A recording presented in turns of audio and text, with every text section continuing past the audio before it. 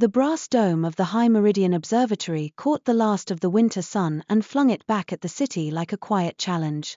In Luness Vale, people navigated by gleam as much as by street, by the gold thread of sky bridges overhead, by the lantern lines on the cliff paths, by the pale ribbon of river far below. Even dusk had its systems here. Even darkness was measured. Iriane Vossel liked that. She liked the way numbers didn't argue. She liked the way a lens could be polished into honesty. She liked the thin, clean scratch of a pen nib across vellum. She did not like the way voices rose in the council hall 2 streets down from the observatory, or the way laughter filled corridors when she had to pass through them, or the way her name turned into an invitation for someone else's opinion. Vossel, Master Awaken had said earlier, tapping the edge of her chartboard with a blunt fingernail, "You've misread the archive. That comet is an old sailor's tale." The other astronomers had looked at her work as if it were a smudge on their desk. Their apprentices had looked at her as if she were contagious. Someone had smiled politely. Someone had sighed. Iriane had nodded because nodding cost less than arguing. She had gathered her vellum sheets into a careful stack and carried them back up to the scriptorium like she was carrying nothing at all. Now, hours later, the high meridian observatory was almost empty, and that was the only reason her hands stopped shaking long enough for her to work.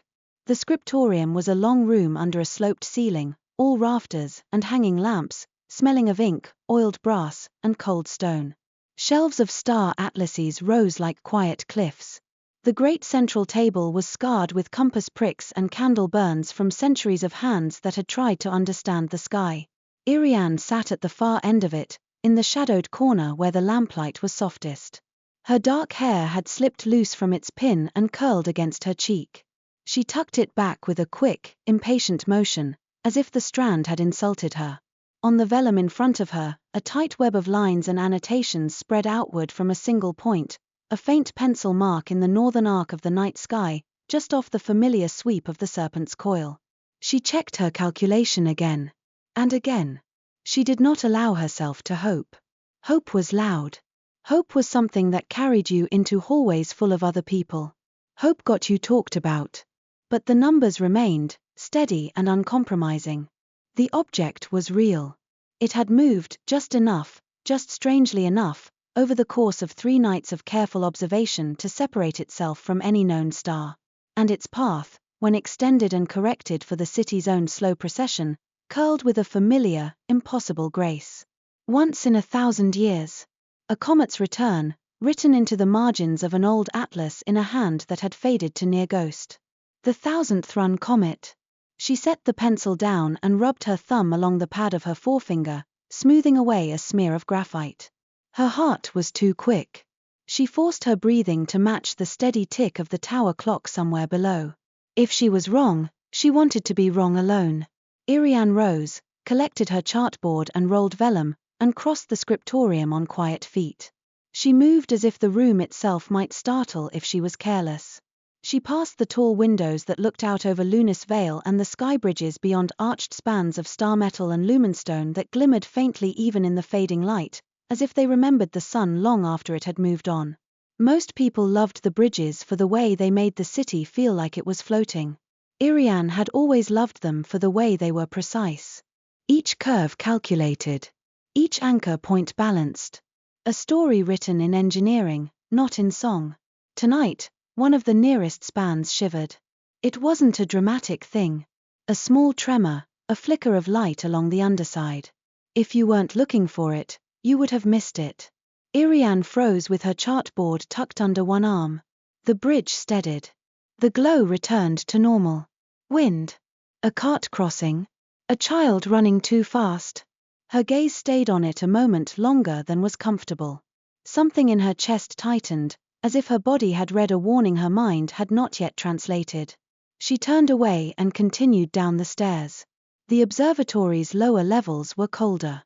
Stone swallowed warmth. Her footsteps echoed softly, and each echo felt like it belonged to someone braver than she was. She kept her shoulders slightly hunched, as if she could make herself smaller by will alone. Outside, the air bit her cheeks and filled her lungs with sharp clarity. The city was a layered cascade of lights, lanterns on the cliff paths, windows glowing like honey, the faint blue-white shimmer of sky bridges above.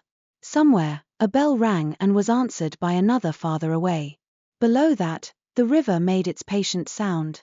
Iriane walked quickly, head down, chart board hugged close. She took the side streets where vendors were shuttering their stalls, where the last customers were few and focused on warmth, not on who passed them. She could hear snatches of conversation, words like bridge and council and provinces, words like stones in a mouth. Another flicker by the east span, I tell you. Heard they're blaming Severin. If trade stops, there'll be fighting. Council's calling for more guards. She kept walking. It was not that she didn't care. It was that caring, in Luness Vale, had a way of turning into noise and demands. Iriane could not fix politics. She could not fix fear. She could fix a calculation. The road she chose climbed out of the city's densest streets and toward the older outskirts, where the stonework changed, older mortar, rougher walls, less brass ornamentation. Here, the wind came cleaner off the cliffs, smelling of pine and distant snow. Here, the sky was wider. Tarn Helion waited above her like a thought she couldn't let go of. The abandoned tower rose from a ridge beyond the last terraced gardens, its silhouette jagged against the paling sky. A ring of dead ivy clung to its lower stones. Its windows were dark, some broken, some boarded. A carved lintel over the main arch had been half chiseled away, as if someone had tried to erase the name. People did not come here anymore. Iriane had only heard Tarn Helion mentioned in the scriptorium in two contexts, as a cautionary tale for apprentices who wanted to sneak out at night, and as a footnote in an atlas that listed comet-bound stations in an obsolete hand. She stopped at the base of the tower and swallowed. The sensible part of her, the part that wanted tea and a locked door and the familiar smell of ink, begged her to turn back. It reminded her that the council guards would not patrol this far. It reminded her that old places had old dangers. It reminded her that her heart was already skittish and didn't need more reasons to race. But the numbers were in her mind like a pulse. The comet's path, drawn on vellum, pointed here with the certainty of geometry. Iriane set her lantern on the ground, adjusted the wick, and coaxed the flame higher. Warm light spilled across the stone. She lifted the chartboard and stepped beneath the arch inside. The air was colder than outside, as if the tower had been hoarding winter for years. Dust lay thick. Her lantern light revealed a narrow entry hall and a spiral stair curling upward into darkness. The stone under her boots was uneven. She did not go up. Her archive note had not spoken of the top. It had spoken of a chamber beneath. Iriane moved along the entry hall, lantern held slightly out in front of her, chartboard tucked under her arm. Her breath came out in small clouds. The silence pressed close, broken only by the faint whisper of wind through cracks. At the far end of the hall, behind a half-collapsed screen of stone, she found a door. It was not a wooden door. It was star-metal, dark, almost black, threaded with faint silver lines that caught the lantern light and made her think of constellations. The surface was cool under her fingertips. There was no handle. Only a shallow depression the size of her palm and a ring of carved symbols. Her skin prickled. She knew these symbols. Not precisely, she had seen them scattered across old margins and half-erased plaques. They weren't a language in the way letters were a language. They were a set of relationships. A way of saying, this connects to that. She set her lantern down carefully. Her hands trembled, but she forced them steady. She unrolled her vellum on the chartboard and placed the board against the stone floor, angling it so the lantern light fell across her work. Then she looked at the door again and at the ring of symbols. The depression. A palm-shaped place. As if the door were waiting for someone to confirm the sky. Iriane's throat went dry. She glanced back down the hall toward the entry, as if she might see someone there, someone laughing, someone telling her she was foolish, someone pulling her back into safety. No one came. She lifted the chartboard and pressed the vellum against the door, aligning the comet's predicted path with a spiral etched faintly into the star-metal surface. The effect was immediate and wrong in a way that made her stomach drop. Light breathed through the silver lines. Not lantern light, cold, moonbright light that seemed to come from within the metal itself. The symbols around her hand warmed. Her palm tingled, as if she'd touched a static-charged winter railing. Iriane jerked her hand back, heart hammering. The star metal door did not swing open. It did something stranger. The seams that she hadn't noticed before, hairline cracks outlining a circle in the wall, began to glow. The circle shifted, soundless at first, then with a low, resonant hum like a distant string plucked in the dark. The wall rotated, and a slice of deeper darkness appeared. Air spilled out, colder than the room, smelling faintly of metal and old rain. Iriane stood very still. Whatever lay beyond was not abandoned. It was waiting. She gathered her lantern and stepped through. The chamber inside was round, its walls lined with star metal filigree that formed a lattice of constellations. The symbols were everywhere, on the walls, on the floor, on a stone dais in the center that resembled an altar more than a platform. Above, the ceiling rose in a dome, and in the center of that dome a circular aperture opened to the sky. A viewing eye. A throat for Starlight. But it was covered, sealed with a disk of opaque stone. No starlight fell in. Only the lantern's glow moved across the space. Iriane's gaze snagged on the dais. On its surface, carved deep enough to catch shadow, was a spiral map, constellations radiating outward like a shell. At its heart, a shallow recess held something she hadn't expected. A metal plate, thin as a book cover, engraved with the same spiral pattern. It looked like a chart, but not of ink and vellum. It looked like an instrument. The plate was dull, as if it had not been touched in a very long time. Yet when she stepped closer, she could see faint scratches where someone had laid something over it, lines that matched the sweep of her own calculations. Her hands tightened on the lantern handle. She set the lantern down at the base of the dais, the light casting long shadows. Then she lifted her chartboard, careful not to crease the vellum, and hovered it above the spiral. Her breath caught. The air felt charged. Her skin hummed with anticipation she couldn't name. She lowered the chartboard into place, aligning the comet's path with the spiral grooves. The carvings flared. Light leapt up through the lines like water finding cracks. It surged along the floor symbols, raced up the walls, and pooled on the dais in a ring of pale brilliance. The air filled with the scent of ozone and cold stone. The hum deepened into a note that seemed to settle into her bones. Iriane stumbled back a step, hand flying to her mouth. The metal plate beneath her chartboard moved. Not sliding, lifting. Rising as if something underneath it was breathing. The dais split along an invisible seam, and the stone surface folded outward in petals, revealing a hollow within. For a moment, she saw only darkness and a faint glimmer, like starlight trapped underwater. Then something rose. A figure, seated as if asleep, armored in star metal that drank the lantern light and returned it in faint pinpricks. The armor was engraved with patterns that echoed the chamber's constellations. A cloak of dark fabric lay pooled at his feet, stiff with age, dusted with pale grit. His hands rested on his knees, gauntleted, still. His face, partly shadowed, was not skeletal, not monstrous, not a ghost. It was a man's face. Pale, sharp-boned, with lashes dark against his cheeks. His hair, long and bound at the nape, was the color of smoke shot through with silver. His lips were slightly parted, as if he'd been caught mid-breath. Iriane's heart forgot how to beat. The hum shifted. The chamber's light tightened, as if holding itself in. His eyes opened. They were dark, and yet they reflected the lantern flame in a way that made them look like they carried distant stars.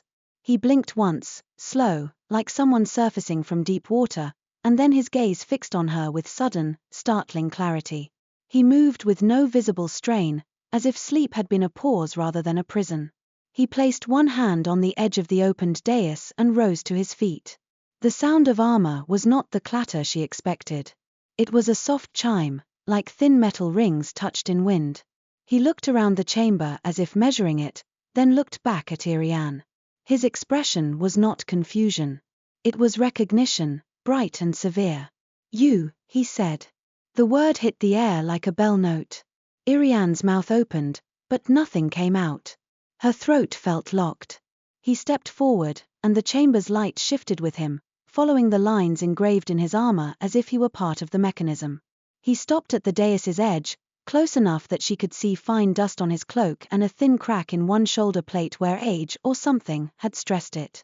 He inclined his head, formal as a court beau. "Witness," he said, voice low, carrying an old cadence. At last. Iriane found her voice in a thin thread. I'm sorry. I didn't mean to, I thought this was," her gaze darted to the glowing chartboard and back. "I didn't know anyone was sleeping," he supplied, the smallest hint of something like humor at the corner of his mouth, gone as quickly as it appeared. "Sworn. Waiting." She took a half step back. The lantern flame trembled. "I can leave," she blurted, absurdly. "I can put it back. I can." His eyes narrowed, and his head tilted as if listening not to her words but to something behind them. Then he looked past her shoulder toward the sealed aperture in the ceiling. "The sky is wrong," he said quietly. Iriane's breath caught. "What?" He turned his gaze back to her. The stars in his eyes seemed sharper now, not gentle. "The lattice is thinning," he said. "The bridges will fail. The provinces will blame each other. Blood will follow the broken roads." Every hair on Iriane's arms lifted. "That's," she started, and stopped. Because she had seen the bridge shiver. Because she had heard the words in the street. Because her charts had shown a subtle drift she couldn't yet explain. He stepped closer, not threatening, but unavoidably present. He did not reach for her. He did not grab her wrist or demand anything with his hands. He only looked at her as if she were a fact he'd been waiting to confirm. "Tell me your name," he said. Her lips parted. Her mind flickered, reflexive fear of being known, of being pinned by a stranger's attention. Yet his tone was not possessive. It was careful. Almost respectful. "Iriane," she managed. "Iriane Vossel." He repeated it as if tasting the sound, then nodded once. "I am Sir Caldrae Soven," he said. "Comet-bound of the old oath. Knight of the 1000th run. Sworn to follow the comet's path until it is read true." Iriane stared at him. Comet-bound. The word from the Atlas margin. The order that had maintained the sky bridges when they were new, when the city's first stones were still wet with mortar. Legends that apprentices giggled about in the scriptorium, daring each other to whisper their names in the dark. A knight sworn to a comet. It was impossible. And yet the chamber glowed like a living instrument, and his armor chimed like a constellation touched by wind. "I'm not," Iriane swallowed. "I'm not anyone. I'm just an astronomer." His gaze dropped to her chartboard, still laid across the spiral. The pale light licked along the lines of her calculation. His eyes softened, not with pity, but with something that made her chest ache. "You read it," he said. "You saw what others refused to see." "Because the numbers," she began, then faltered under the weight of his attention. He nodded once, as if that was enough. "The oath does not answer to titles," he said. "It answers to truth." The chamber's hum changed again, lower, heavier. Iriane felt it in her teeth. Caldrae's face tightened, as if he, too, heard something. He turned his head slightly, listening. A distant sound reached them. Not from the tower above. From outside, faint, far, carried on the wind through stone cracks. A tremor. A groan like stressed metal. Iriane's stomach dropped. She pictured the nearest skybridge, the subtle flicker she'd seen, and then she pictured it not steadying, not recovering. Caldrae's jaw set. "It has begun," he said. Iriane's voice came out small. "What has begun?" He stepped to the edge of the chamber and looked up at the sealed aperture as if he could see through stone. "The failing," he said. "And the lie that will follow it." He turned back to her. "Iriane Vossel," he said, and the way he spoke her name made it sound like an oath itself, careful, weighted. "You have awakened me because the comet returns. Its path is the key to stabilizing what my order built. But the towers have been neglected.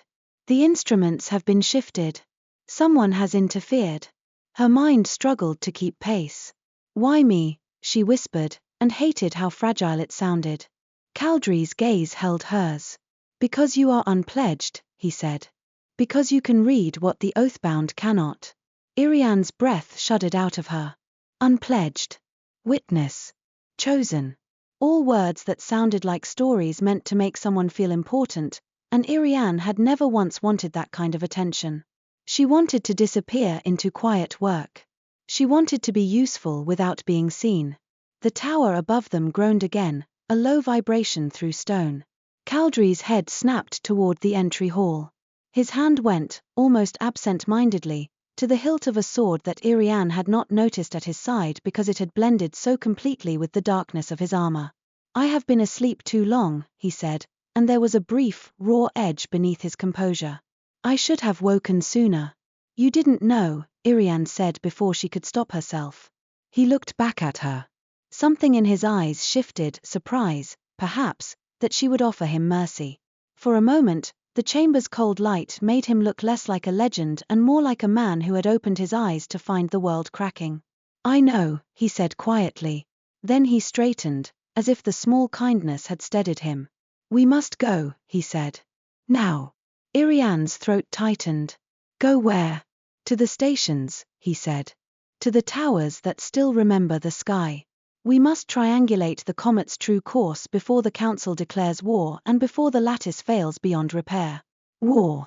Iriane's mind flashed to the voices she'd heard in the street, to the way provinces had sounded like a spark. She pictured her careful calculations stamped with a seal and used to justify marching boots. A wave of nausea rolled through her. "I can't," she said instinctively, and the words came out harsh, panicked. I can't be." Caldrae did not step closer.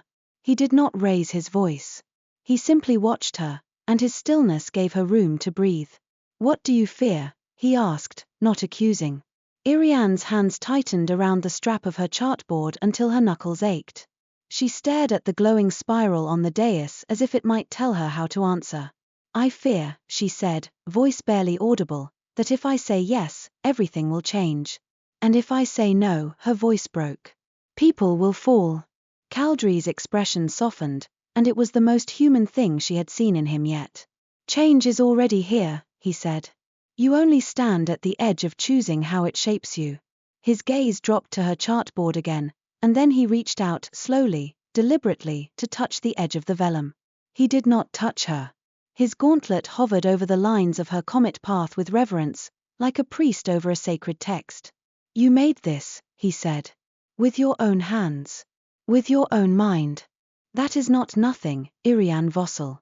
Heat rose behind her eyes, sharp and unwanted. She blinked hard. "You don't understand." "I understand duty," he said. Then his voice lowered. "But I am trying to understand you." The admission landed like a small, startling weight in her chest. Another distant groan rolled through the air. This one was followed by a faint, far-off scream, brief, cut short, carried on the wind like a torn ribbon. Iriane flinched. Caldrae's gaze sharpened. He turned toward the entry hall. "We are not alone." Iriane's pulse spiked. She strained her ears, and at first heard only the wind. Then, footsteps. Not above them, but somewhere in the tower's entry, scraping on stone. Someone was coming. Iriane's body wanted to fold inward, to vanish behind the dais, to become a shadow. Caldrae moved with sudden, quiet speed. He stepped between her and the chamber doorway, his hand settling on his sword hilt. The pale light from the carvings traced the edges of his armor, making him look like a constellation given shape. "Iriane," he said, without turning his head. "Take your charts." Her hands obeyed before her mind did. She snatched up the chartboard, rolling the vellum with trembling fingers. The footsteps drew closer. A whisper of voices, 2, maybe 3, low and tense. "Said it would be here. Don't break anything until we see. Move." Iriane's mouth went dry. Caldrae's posture shifted, protective, but still not pressing into her space. It was as if he drew a line in the air and dared the world to cross it. The shadow in the doorway lengthened. Then the star-metal door began to close on its own, rotating back into place with the same humming certainty that had opened it. Iriane's eyes widened. "Wait." Caldrae glanced at her over his shoulder, expression intent. "The chamber recognizes threat," he murmured. "It will seal." But Iriane's voice shook. "We can't be trapped." "We won't be," he said. The door finished its rotation with a soft, final thud, and the hum in the chamber shifted to a quieter, steadier tone. The footsteps outside stopped abruptly, followed by a muffled curse. Iriane's breath came in a shaky rush. She pressed a hand to her chest as if she could calm her heart by force. Caldrae turned fully toward her now. In the softened light, his face looked less severe, more intent. "You see," he said quietly, "someone wants what you awakened." Iriane swallowed, throat tight. "Who are they?" He shook his head once. "Not comet-bound. Their steps are wrong. Their voices, unfamiliar." She hugged the chartboard closer, as if it could protect her. Caldrae's gaze held hers, steady as a starfix. "This is why we must go," he said. "Before they take your work. Before they twist the comet into a weapon." A shiver ran through Iriane that had nothing to do with the cold. Weapon. Her mind flashed to council chambers, to marshals, to banners. To her careful lines painted red with someone else's intent. She looked at Caldrae's hand on his sword and then at the way he had not once grabbed her, not once demanded she obey. He was a knight, yes, but he had asked her what she feared. He had spoken her name like it mattered. And outside the sealed door, strangers waited in the dark. Iriane drew a breath that burned. "All right," she said, surprising herself with how the word came out thin, but real. "Tell me what you need." Caldrae's expression did not brighten in an easy way. Instead, something in him eased, as if a weight had shifted from one shoulder to another. He bowed his head, just slightly. "I need your eyes," he said. "Your mind. Your truth." Iriane swallowed again, steadying the chartboard against her hip like a shield. "And in return?" she asked, voice trembling despite her effort. Caldrae looked at her for a long moment, and his answer was quiet. "In return," he said, "I will keep you alive long enough to choose your own future." The chamber's pale light pulsed once, as if approving. Above them, unseen through sealed stone, the sky waited vast, indifferent, and filled with paths that only the brave or the desperate ever tried to read. Iriane had never thought she was either. But she had read the comet's return, and in doing so she had awakened a knight sworn to follow it. And now, with war murmuring beyond the city's lights and strangers at the tower door, she realized she had already stepped out of the safe world she understood. There was no going back to being invisible. There was only forward into the night, into the bridges, into the language of constellations she had always loved, and into the steady gaze of a man who looked like Starlight trapped in armor and spoke like an oath. She tightened her grip on her charts and nodded once. "Then we go," she said. Caldrae's hand left his sword hilt. He turned toward the dais, and the spiral carvings dimmed slightly, as if conserving their strength. "The first station is not far," he said. "An observatory tower called the Dawn Pylon. If it still stands true, we can begin to map the path from there." Iriane's heart still raced, but something else threaded through it now, an unfamiliar, frightening kind of resolve. Outside, the muffled voices shifted, frustrated by the sealed door. The wind hissed through cracks, carrying distant city sounds, bells, shouts, the faint metallic groan of a skybridge under strain. Caldrae looked toward the chamber's inner wall, where another seam glimmered faintly, an alternate passage, hidden in the star-metal lattice. "The comet-bound built more than one way out," he said, and for the first time his voice held a hint of grim satisfaction. Iriane followed his gaze, lantern light trembling in her hand. The stars were calling them. Or perhaps it was simply the consequences of truth. Either way, she stepped after him into the pale-lit seam in the wall, leaving behind the chamber that had slept for centuries and carrying with her a 1,000-year comet drawn in ink and a future she had never meant to touch. Cold air poured through the hidden passage like water, tasting of stone and old metal. The seam in the wall widened just enough for Caldrae to slip through first, his armor whispering against the star-metal lattice, and then for Iriane to follow with her lantern held close to her chest and her chartboard hugged tight beneath her arm. The passage was narrow and uneven, cut through the tower's thickness like an artery. Symbols were etched along the walls, constellation knots, small spirals, angled marks that made her mind itch with half-recognition. Some of them were worn by time, others disturbingly sharp, as if the passage had been used more recently than the rest of Tarn Helion. "Stay close," Caldrae murmured. "I am," Iriane whispered back, though she was already close enough that she could hear the faint rasp of his breath when he exhaled. They moved downward, not upward, descending through a spiral that tightened and tightened until the air grew colder and the lantern flame pulled low. Iriane's stomach sank with every step. She was not afraid of small spaces so much as what waited at the end of them, the moment when she would have to step out, visible and committed. Behind them, through stone, she thought she could still hear muffled voices, frustration, the thud of a boot against the sealed door, a curse swallowed too late. The hidden passage did not open into the tower's entry hall. It opened into the earth. The final steps emerged into a low, arched corridor reinforced with star metal ribs.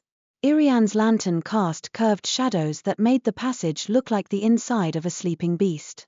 At intervals, narrow vents climbed upward, slits that would lead, she realized, out into the tower's surrounding ridge. Caldrae paused, head tilted, listening. For a long moment there was only wind sighing through the vents. Then, very faintly, the metallic groan of a skybridge far away. Iriane's fingers tightened around the chartboard strap. That sound, she whispered. The lattice, Caldrae said. It's crying. It was such a strange word to use for infrastructure that her throat tightened with an unexpected grief. She had always thought of the skybridges as fixed, unquestionable. Hearing him speak of them as something that could suffer made her feel as though she'd been treating a living thing like a tool. They continued along the corridor until the air changed. It no longer smelled sealed. It smelled like pine and cold soil. Caldrae stopped at a slanted panel of stone at the corridor's end. He placed his gloved hand against it and traced a pattern, 3 points, a curve, a line like drawing a constellation from memory. The panel shivered. A seam opened. Night air spilled in. Caldrae pushed, and the panel swung outward like a door. They emerged into a stand of wind-twisted pines on the hillside behind Tarn Helion. The city's lights glittered below, a jeweled cascade down the cliff. Above, the sky was clearing toward true night, deepening blue, stars pricking into view one by one.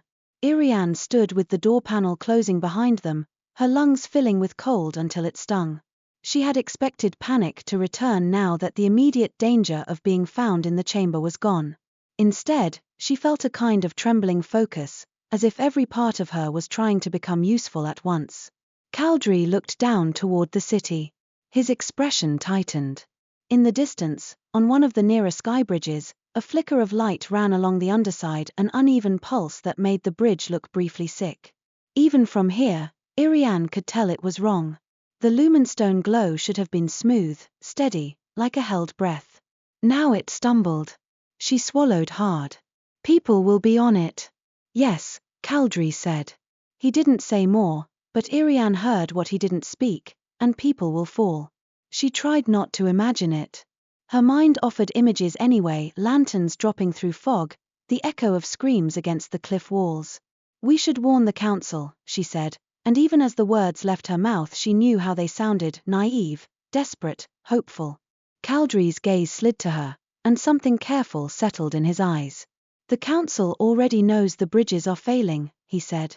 If they could fix it with words, they would.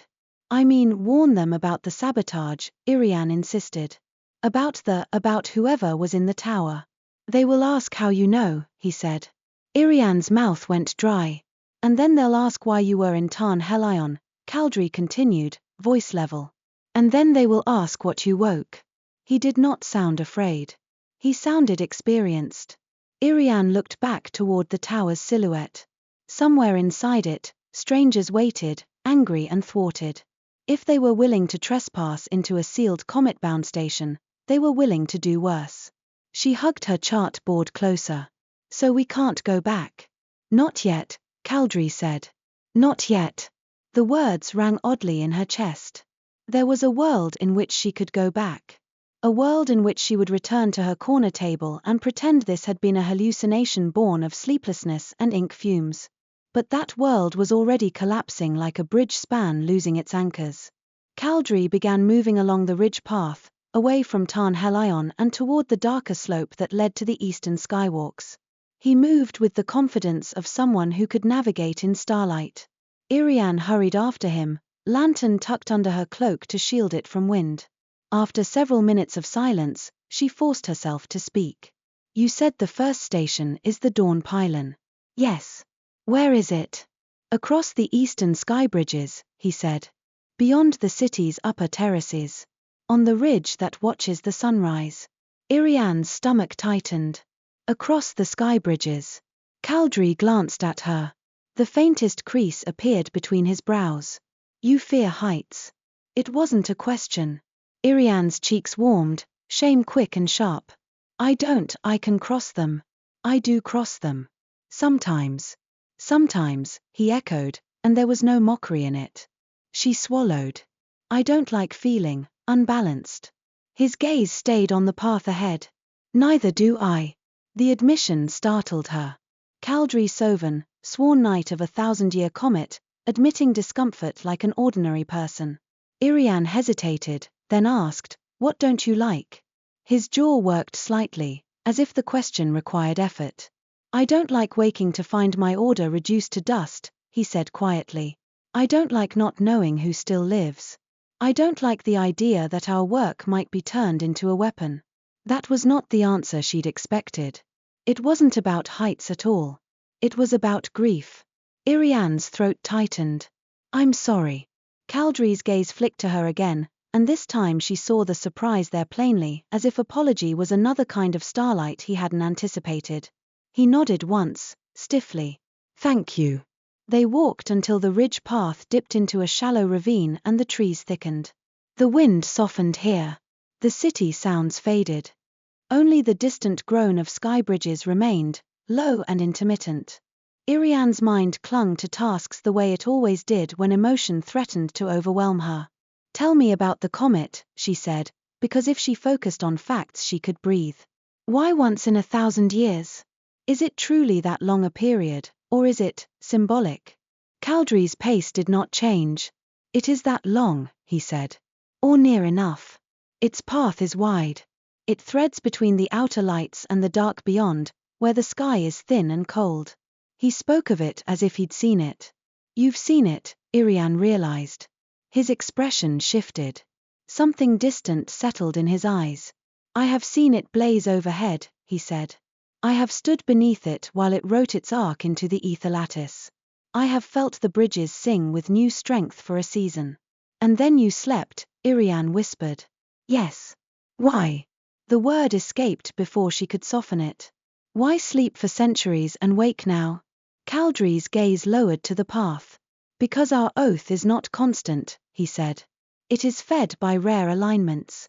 When the comet passes, we draw oath light enough to hold our bodies, to maintain the lattice, to keep vigil. But the comet's return is not annual. It is not even generational. It is distant. He paused for a breath. We learned to sleep between passages to preserve what we could. We would leave a few awake to tend the stations and wake the rest when signs returned. Iriane's stomach tightened. And no one woke you. No one, he said. The simplicity of it was brutal. They crested the ravine and emerged onto an older path of fitted stones that angled toward the city's upper terraces. Here, the lanterns were fewer, and the sky bridges overhead loomed like pale ribs against the stars. As they approached the outskirts, they saw the first true evidence of panic. A cluster of people stood near a bridge anchor point, lanterns raised, voices sharp. A council guard, helmet gleaming, tried to calm them. Stay off the east span, he was saying. The engineers are assessing the. My daughter works on the upper market, a woman cried. How is she meant to come home?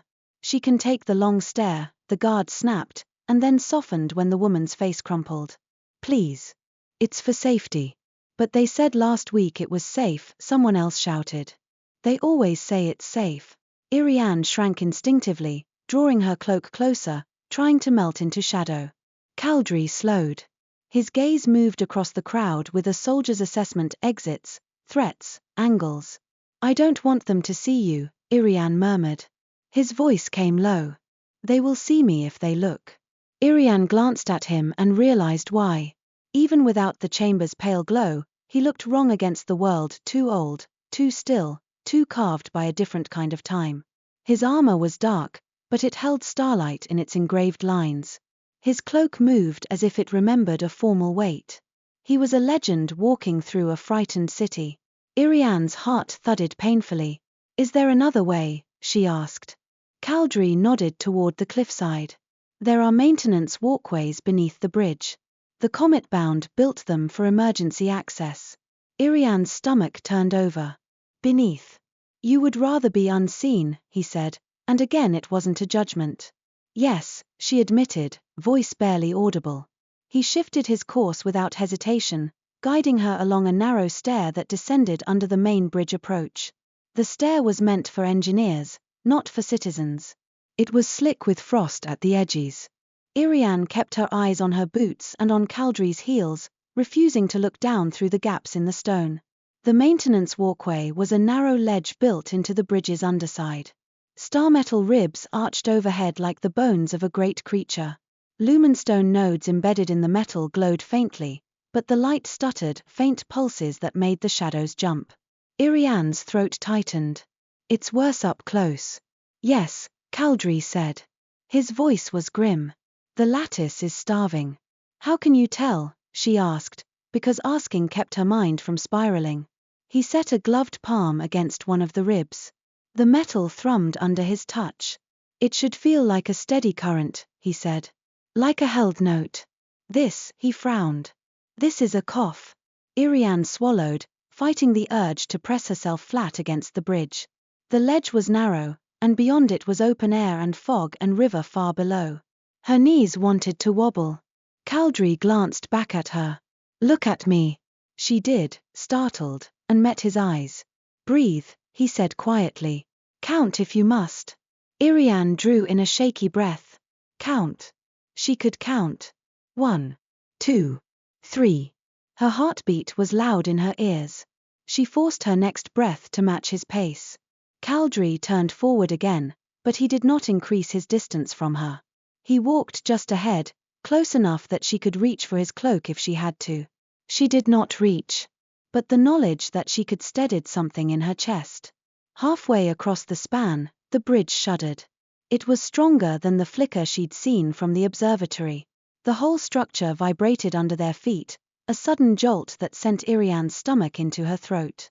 A lumenstone node near her boot flared too bright and then dimmed, as if it had burned itself. Iriane's breath caught. Her fingers went numb.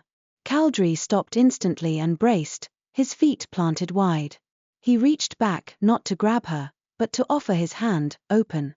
Iriane stared at the gauntlet, the engraved lines along the metal faintly glowing. Her pride snapped at her, bitter. Don't touch. Don't cling. Don't be weak. Another tremor ran through the bridge.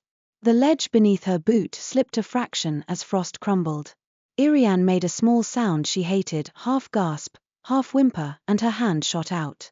Caldrae's gauntlet closed around her fingers, firm and steady. The contact was cold through her glove at first, then strangely warming, as if the metal held an inner heat. Good, he murmured. Hold. You are not falling. The certainty in his voice was like a tether. Iriane's throat burned. She nodded once, unable to speak. They waited as the bridge shuddered again and then, slowly, steadied. The lumenstone nodes returned to their faint, stuttering glow. When the tremors stopped, Caldrae did not immediately let go. His grip stayed a moment longer than necessary, not possessive, but anchoring. And Iriane realized with an odd, sharp awareness that his hand did not tremble at all. Not from fear. Not from doubt. Only from the bridge's own vibration, which he absorbed like a shield. When he finally released her, he did it gently, as if he understood that her fingers might not want to admit they'd needed him. Iriane flexed her hand once, trying to regain feeling. Thank you, she whispered. Caldrae's gaze met hers briefly. You thanked me earlier. You need not thank me for doing what I vowed. And yet, Iriane said, voice still tight, you didn't vow to me. His eyes held hers a beat longer than before. Then he turned forward, and his voice was quiet. Not yet, he said. The words struck her with the weight of a falling star. She followed him the rest of the way across the maintenance ledge, heart pounding for more reasons than height. On the far side, they emerged beneath the upper terraces where the city thinned into older stonework and frost-hardened gardens. Here, fewer people walked, and those who did moved quickly, heads down, as if the sky itself might collapse if they looked too long. They climbed a narrow stair to a service lane behind a cluster of shuttered shops. A signboard creaked in the wind. Someone had chalked a crude symbol of a broken bridge on a wall, and beneath it, "Keep off the SKY roads." Iriane's gaze flicked away. Superstition always rose in times of fear. Caldrae paused at the mouth of the lane and looked toward the eastern ridge. From here, Iriane could see the faint outline of the Dawn Pylons hill, a long rise beyond the city's last towers. Above it, the stars were sharper, the sky darker. "I know this way," Caldrae said. "But the city has changed. We must move carefully." Iriane swallowed. "And my charts, when do we read them?" Caldrae looked at her chartboard, then at her. "When the sky is clear enough for you to confirm," he said. "We will take readings from the Dawn Pylon. Then from the skyglass spire. Then from the meridian crown at the comet's peak." Iriane's stomach tightened at the mention of the meridian crown. Even the name sounded like height and exposure. "But first," Caldrae continued, voice low, "we must survive the night." As if summoned by his words, a ripple of distant shouting rose from lower streets. Lanterns bobbed. A line of guards moved, pushing through the crowd. Somewhere, a bell began to ring in a frantic pattern, warning, not timekeeping. Iriane's chest tightened. "What is that?" Caldrae's gaze sharpened. "The council has closed another span," he said. "Or a span has failed." The bell's frantic rhythm continued, echoing off stone, scattering into the night like frightened birds. Iriane's hands clenched around her chartboard until her fingers ached. "If it fails, if a bridge falls," she whispered. Caldrae's voice came quiet, but iron ran through it. "Then the provinces will call it sabotage. The council will call for retaliation. And the one who truly caused it will smile." Iriane's throat went dry. "Vera," she whispered, remembering the name from the way power brokers moved in the council corridors. She'd never met Vera Morno, but she knew of her, the woman whose speeches could turn a room, whose gaze could make even Master Arquan stammer. Caldrae glanced at her sharply. "You know that name." "Everyone knows it," Iriane said, forcing the words out. She's always near decisions." Caldrae's jaw tightened. "Then she is near this." They moved again, leaving the lane and following the city's upper edge where frost glittered on stone and the wind cut clean. Iriane kept to Caldrae's shadow, letting him be the visible shape while she remained a quiet outline behind. The path climbed toward the city's final terrace, where an old gate opened into the eastern ridge trails. The gate itself was guarded not by soldiers this time, but by two men in plain cloaks. They stood too still. Their lanterns were hooded. Their gazes swept the path with practiced suspicion. Iriane's blood chilled. The men at Tarn Helion. She didn't know how she knew. Maybe it was the way their shoulders were set, the way their hands rested near their belts as if expecting trouble. Caldrae stopped a few paces back, his posture easing into something that looked like casual waiting. Iriane's mouth went dry. "They're here," she whispered. "Yes," Caldrae murmured. They guessed a comet-bound passage might lead toward the ridge. Iriane's thoughts scattered like startled starlings. "What do we do?" Caldrae's gaze flicked across the terrace, a low wall, a frost-coated garden bed, a narrow service stair descending behind a storage shed. "We do not fight if we can avoid it," he said. "You carry what they want." Iriane's throat tightened. Her instinct was to flee, but fleeing meant moving, and moving meant being seen. Caldrae turned his head slightly, not looking at her directly, and spoke low enough that only she could hear. "When I move, you move," he said. "Do not hesitate." Iriane nodded once, though her knees felt weak. Caldrae stepped forward as if he belonged on the terrace, as if a knight in star-metal armor was a common sight. The men's gazes snapped to him immediately, suspicion sharpening into alarm. One of them lifted his lantern. "Hold," he said. "State your..." Caldrae did not stop. He angled his approach slightly, drawing their attention fully onto himself and away from the service stair. Iriane's breath caught. The men moved to intercept, one reaching toward his belt. Caldrae's voice cut through the night, calm and resonant. "You do not serve the council." The man hesitated just a fraction, just enough for uncertainty to flicker across his face. It was the only opening they had. Caldrae shifted suddenly, stepping into the man's space not with a strike but with a hard, controlled shove that sent him stumbling into his companion. The lantern swung, light scattering wildly. Now, Caldrae snapped. Iriane moved. She darted toward the service stair, cloak catching on frost-crusted stone. Her chart board bumped her hip. Her lantern flame flared in the wind. Behind her, a curse shouted. Footsteps scraped. Iriane's heart slammed against her ribs. She could not tell if she was breathing. She reached the stair and half ran, half slid down its narrow steps, boots skidding. Her gloved hand grabbed the railing. Cold bit through leather. A lantern beam swept across the stairwell behind her. There, someone shouted. Iriane's stomach dropped.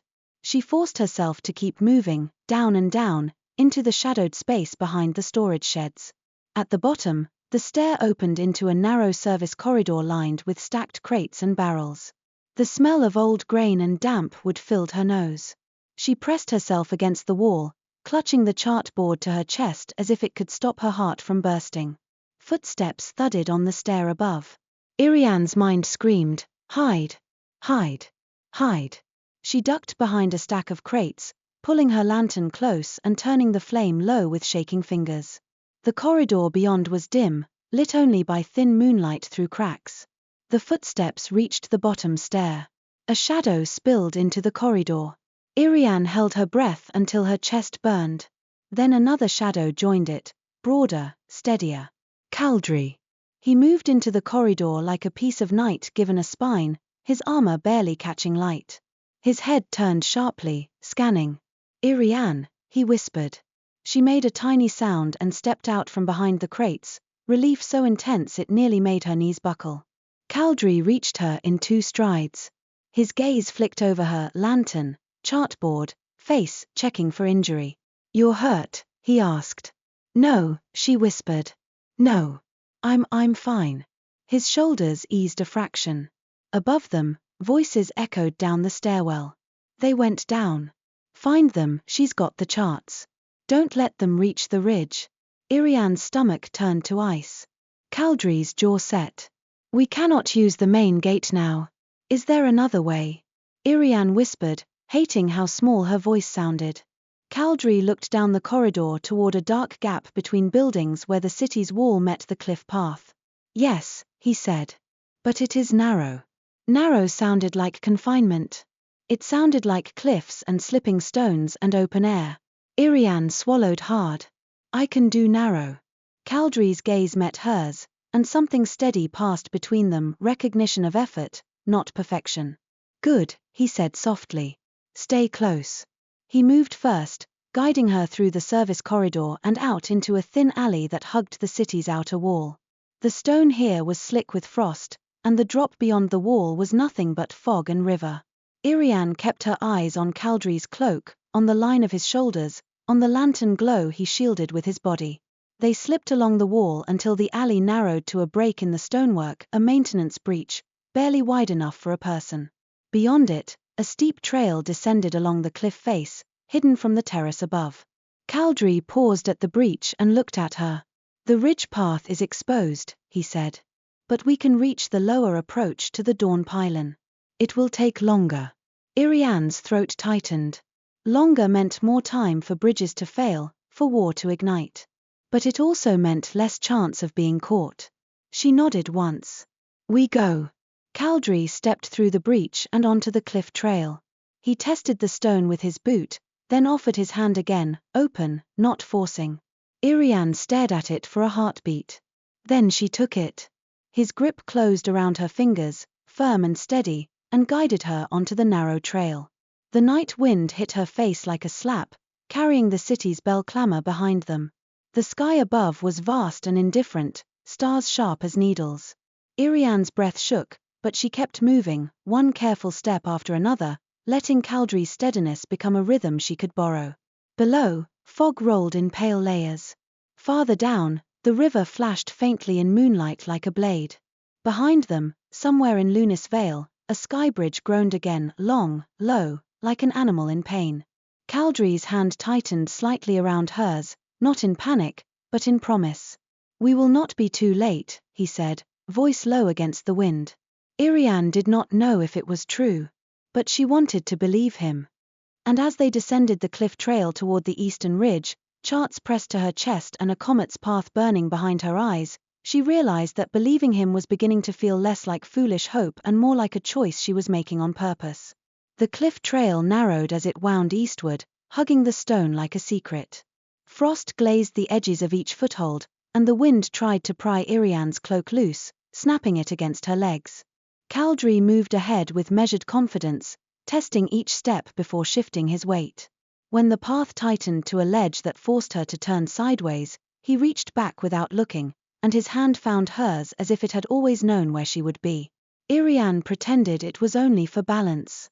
The city bells faded behind them, swallowed by distance and fog, until the only sounds were their boots on stone and, far above, the low intermittent groan of the sky bridges, an aching, metallic note that came and went like an unsteady breath. By the time the eastern ridge rose into view, dawn was still hours away, but the sky had changed. The stars were sharper here, the dark deeper, as if the city's lantern glow had been a veil and this was the true face of night. The dawn pylon stood on a slope of wind-bent pines and pale rock. It was not as grand as the high meridian observatory, and not as abandoned as Tarn Helion. It looked like a tower that had been forgotten by the fashionable, not by time. Its stone was rough, its brass fittings tarnished, its dome smaller, but it was intact. Its windows were unbroken. Its door was closed, not collapsed. A thin thread of smoke curled from a vent near the base. Caldrae stopped beneath the pines and studied the tower's silhouette. "Someone is here," Iriane whispered, and felt her nerves leap. Caldrae's gaze narrowed. "Not the men from the terrace," he said, after a pause. "The smoke is recent, but the fire is disciplined. It is tended." Iriane's fingers tightened around her chartboard. "How can you tell?" He glanced at her. "Because it does not waste fuel." It was such a practical answer that it steadied her slightly. Practical meant predictable. Predictable meant survivable. They approached the tower from the leeward side, where the pines thickened and the wind softened. Caldrae moved with a kind of cautious authority, not creeping but not careless either. When they reached the door, he did not knock. He placed his palm against a small star-metal plate set into the stone beside the frame.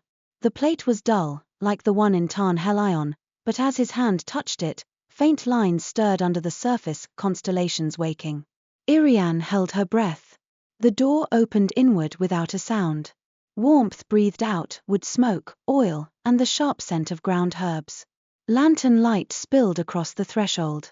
A figure stood inside, holding a small blade, not a sword, but a tool, the kind used to cut lens cloth or trim parchment. The figure's posture was rigid with readiness.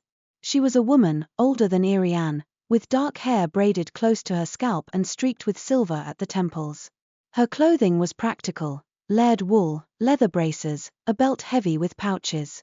A narrow band of star metal circled her wrist, engraved with the same constellation marks Iriane had seen in the chamber. Her eyes fixed on Caldrae, and something like shock moved across her face, swift, controlled, but real. Then her gaze snapped to Iriane, and her expression hardened into assessment. "You brought a witness," she said, voice low and clipped. Caldrae inclined his head. "Sister Olis Ren." Iriane's chest tightened. Sister. Not in the religious sense, she realized, but in the way an order used the word, kin by oath. Olis's gaze flicked down Caldrae's armor, lingered at the crack in his shoulder plate, then lifted back to his face. Her throat moved as if she swallowed something bitter. "You woke," she said simply. "I was awakened," Caldrae corrected, and his eyes softened slightly toward Iriane before returning to Olis. "By her." Olis looked at Iriane again. Her stare was sharp enough to make Iriane want to fold inward. But the woman did not look cruel. She looked tired. "The city is loud," Olis said. "The bridges are failing faster than the council admits. I came to realign the pylon's lens before the next reading window." "And you were not intercepted," Caldrae said. Olis's mouth twisted. "I was not seen." "That is different." She stepped aside, lowering her blade. "Come in. If the men hunting you followed your trail, they'll find only pine needles and curses. Iriane hesitated at the threshold, the warmth inside the tower suddenly intimidating. Warmth implied conversation. Conversation implied being perceived. Caldrae shifted slightly, his shoulder brushing hers, barely a touch, but enough to remind her she wasn't alone. "This is a safe station," he murmured. Safe was a dangerous word, but she stepped inside anyway. The interior of the Dawn pylon felt like a cross between an observatory and a workshop. The main room held a table crowded with instruments, brass compasses, alignment rings, lens cloths, a small portable astrolabe. Shelves were lined with rolled charts in leather sleeves. A narrow stair spiraled upward toward the dome, where a shuttered aperture likely waited. In one corner, a small stove crackled. A kettle sat on it, steam whispering from its spout. Iriane's gaze snagged on the charts first, instinctively, and then on the star metal symbols etched along the table edge, small, precise, like a language hidden inside the wood. Olis watched her looking. "You read Starscript," Olis said, not a question this time. "I read the sky," Iriane answered carefully. Olis's eyes narrowed as if she could hear the difference between humility and evasion. Then she nodded once, satisfied enough. Caldrae removed his cloak with a practiced motion and set it over the back of a chair. The gesture made the room feel less like a shrine and more like a place people could exist. Olis stepped closer to Iriane's chartboard. "Let me see what you brought." Iriane hesitated. Her work had been dismissed, mocked, and taken, never simply asked for with respect. The request made her protective in a way that surprised her. Caldrae's voice came quiet beside her. "She is comet-bound," he said. "She knows how to hold truth without breaking it." Olis snorted softly. "Sometimes." But she waited, not reaching. Iriane swallowed and unrolled her vellum on the table. The lines and annotations spread out under lantern light, the comet's predicted arc drawn with careful, restrained certainty. Olis leaned over it, her braid falling forward over one shoulder. She traced the arc with her gaze, then glanced at Caldrae. "This is not the archive path," she said. "It is the measured path," Iriane said, before fear could stop her. "The archive path assumes the comet returns exactly as it did 1,000 years ago. But the sky, it precesses. The bridges affect air currents near towers, and the city's lights distort small readings. The comet's return is close, but not identical." Olis's eyes flicked up, sharp. "And you corrected for that?" Iriane's cheeks warmed. "I corrected for what I could observe." Olis stared at her for a long moment. Then her gaze dropped back to the vellum, and she let out a breath that sounded like resignation and relief tangled together. "That," she said, "is why the oath needed a witness." Iriane's throat tightened. "He told me, unpledged." Olis straightened. "Yes. The oath-bound read with their vows in their bones. It biases the mind. It makes the old answers feel inevitable." Her mouth tightened. "A witness reads with only their eyes." Caldrae's gaze dropped briefly, and Iriane saw the weight there, how much his life had been shaped by inevitability. Olis moved to a shelf and pulled down a thin ledger bound in dark leather. She set it on the table and opened it to a page marked with a strip of star metal. "The comet-bound were built around 3 pillars," she said. "Stations, knights, and witnesses. Stations hold the instruments. Knights protect the reading and enact the lattice rites. Witnesses confirm the sky's truth when tradition tries to overwrite it." Iriane's fingers hovered above her chart lines. "So, there were witnesses before." Olis's expression tightened. "Not for a long time." Caldrae's voice came low. "Why?" Olis hesitated, and for the first time her control faltered. She looked older in that moment, the lines around her eyes deeper. "Because the last witness died," she said. "And the one before her died. And the one before that." Her gaze slid to Iriane. "Witnesses are fragile. Everyone wants their truth. Few want to protect the person who carries it." Iriane felt cold creep up her spine. Caldrae's hand rested briefly on the table near her vellum, not touching her, but close enough that she could feel the steadiness of him. "She will not be unprotected," he said. Olis looked at him, and something like sorrow moved through her eyes. You say that as if you still have an order behind you. Caldrae's jaw tightened. Tell me, he said. Ollis held his gaze a moment longer, then looked away, as if the room could not hold what she was about to say. We are fewer, she said. Much fewer than you remember. Some slept and never woke. Some woke and found nothing to feed their oath light. Some turned. Her voice hardened on the last word. Some decided immortality mattered more than purpose. Iriane's stomach turned. Turned to what? Ollis's eyes flicked to her. To whoever offers them fuel, she said. To whoever promises the comet can be made controllable. Caldrae went still. Who? Ollis's mouth tightened. Names are knives, she said. But you will meet one if you keep walking. The kettle hissed softly. Steam drifted. The ordinary sound made the dread in the room feel sharper. Iriane forced herself to breathe.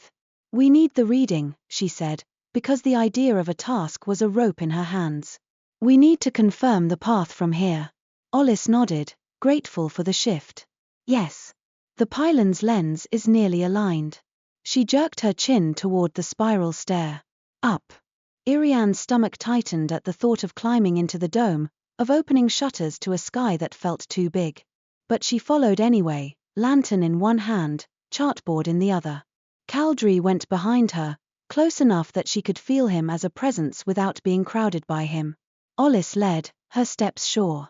The spiral stair was narrow and steep. The air grew colder as they climbed, and the scent of oil and brass thickened. Iriane kept her eyes on the steps, counting them without meaning to. At the top, the dome chamber opened around them. A brass instrument, an enormous rotating ring assembly, dominated the space. It was a sighting mechanism, older than any in the High Meridian, its surfaces engraved with constellation marks and calibration lines worn smooth by time. The aperture shutters were closed, sealing out the sky. Ollis crossed to the instrument and adjusted a locking pin. The sabotage here was subtle, she said. A fraction of a degree. Enough to make the comet's path appear to align with the archive route. Enough to mislead anyone who trusts tradition. Iriane's throat tightened. Someone did that on purpose. Yes, Ollis said. And not recently. Weeks. Maybe months. Long enough for panic to gather, for the council to start making plans. Caldrae's voice was low, dangerous. Plans for war. Ollis's expression tightened. Plans for control. She turned to the shutters and placed her hand on a small star metal plate embedded in the mechanism. The plate glowed faintly. The shutters began to open with a slow, steady grind. Night poured in. Stars spilled across the aperture like scattered seeds. The air rushed, cold and clean, and Iriane's breath caught, not from fear this time, but from awe. Out here on the ridge, the sky was deep and unpolluted. The constellations were sharper, more intricate, like ink lines drawn on velvet. Ollis adjusted the sighting ring, aligning it toward the region where Iriane had marked the comet's predicted approach. Witness, she said, and her voice carried a strange blend of command and reverence. Read. Iriane stepped to the instrument, heart pounding. She laid her chartboard on the built-in shelf and compared her vellum lines to the star field. Her hands were steady now, steadier than they had been in the city. The sky didn't care about politics. The sky only was. She sighted along the ring, adjusted for parallax, and focused on the faint point she'd tracked for 3 nights. There. A near-invisible smudge of light, just slightly diffuse compared to the stars around it. If she didn't know what she was looking for, she might have dismissed it as a trick of the lens. But she knew. Her breath shuddered out. It's real, she whispered. Caldrae's voice came close behind her. Yes. Ollis leaned in. Confirm the drift. Iriane measured, moving the ring in small increments, noting the object's position relative to 2 fixed stars. Her mind snapped into its familiar precision, the place where shyness couldn't reach her. It's advancing faster than the archive suggests, she said. Not by much, but enough to matter. If we wait for the council's scheduled observation in 3 nights, she swallowed. We'll miss the correction window. Ollis's mouth tightened. And then the wrong reading becomes official. Caldrae's voice went low. And the wrong reading can be used to justify anything. Iriane's fingers clenched. We have to move faster. Yes, Ollis said. The next station is Skyglass Spire.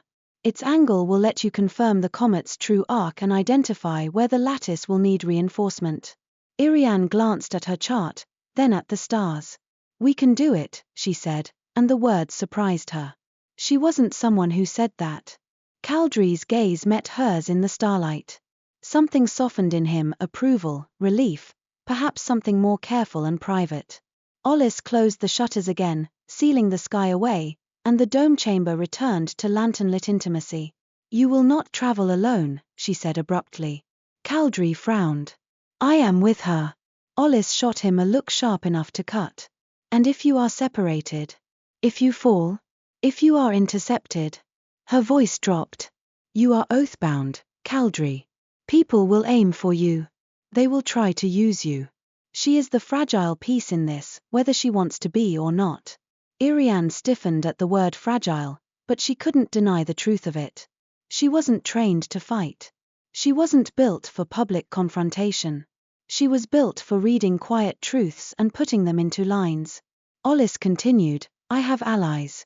Not comet-bound, people who still care more for the bridges than for politics. Caldrae's jaw tightened. Who? Ollis's mouth twitched.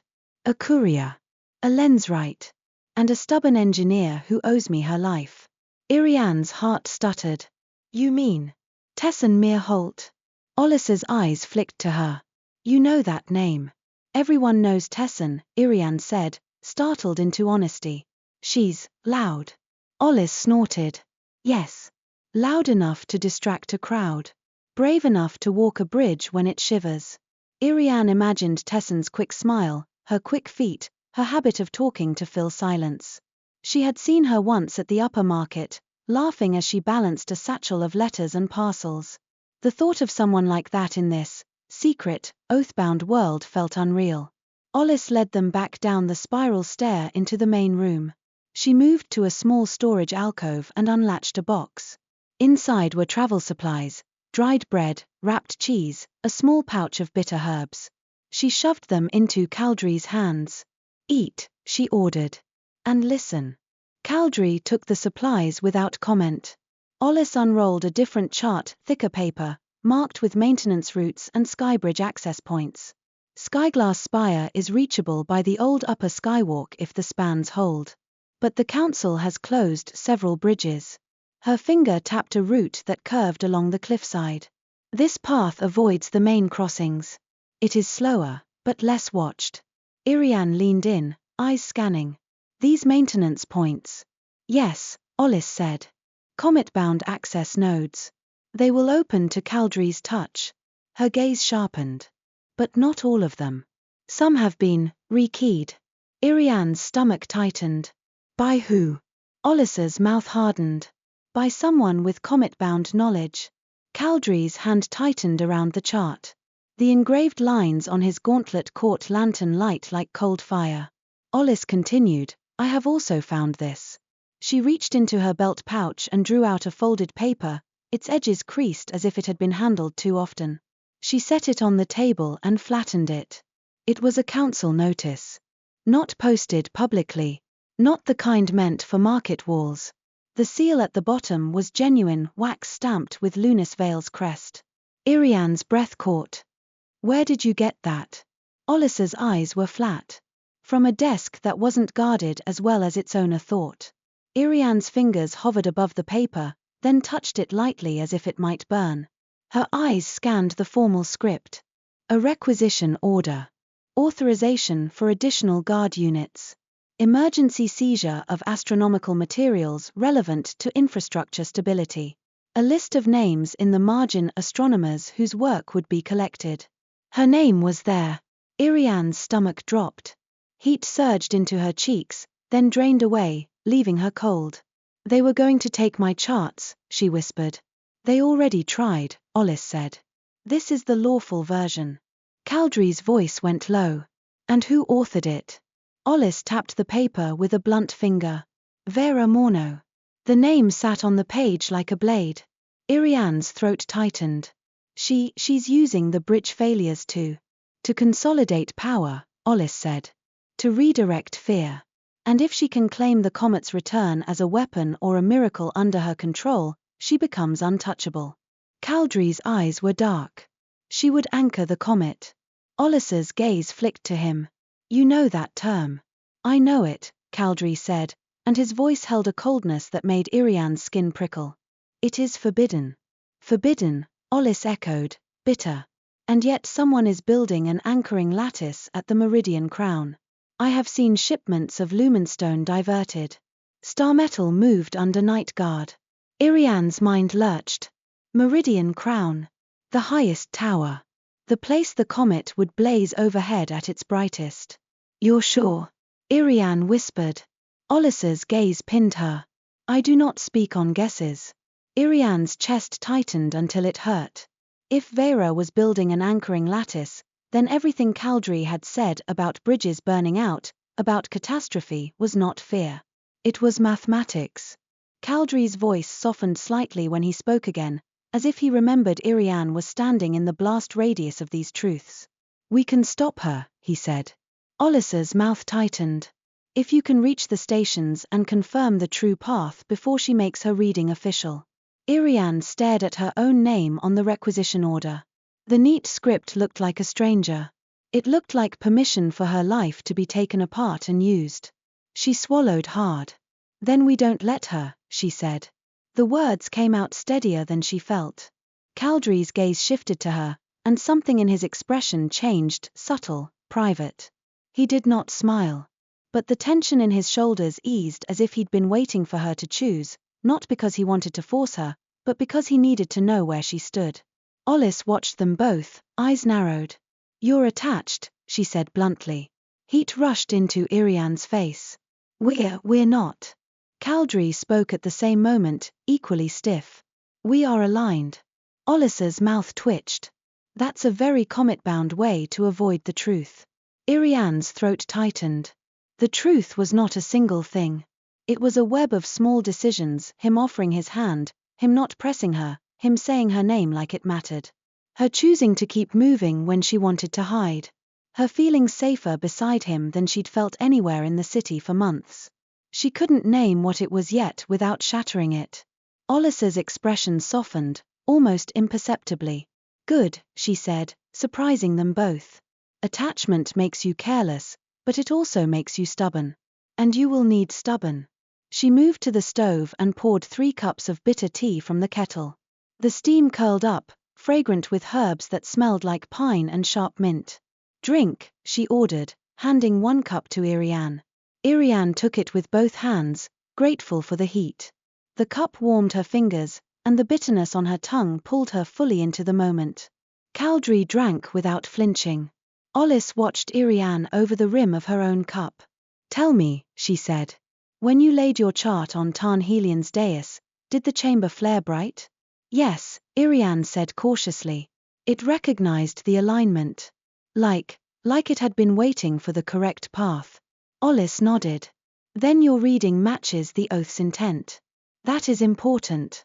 Why? Iriane asked. Ollis set her cup down. Because some believe the oath has decayed, she said. That it has become only a hunger for immortality. They will say the witness's role is a lie. They will say the comet belongs to the comet-bound alone. Caldrae's jaw tightened. It does not. Ollis's gaze flicked to him. No. But you will be challenged. Iriane's chest tightened. By who? Ollis's mouth hardened again. By Eld Varin, she said, and the name landed like a stone. He was once a knight of merit. He is now something else. Caldrae went still. Eld is alive. He is, Ollis said.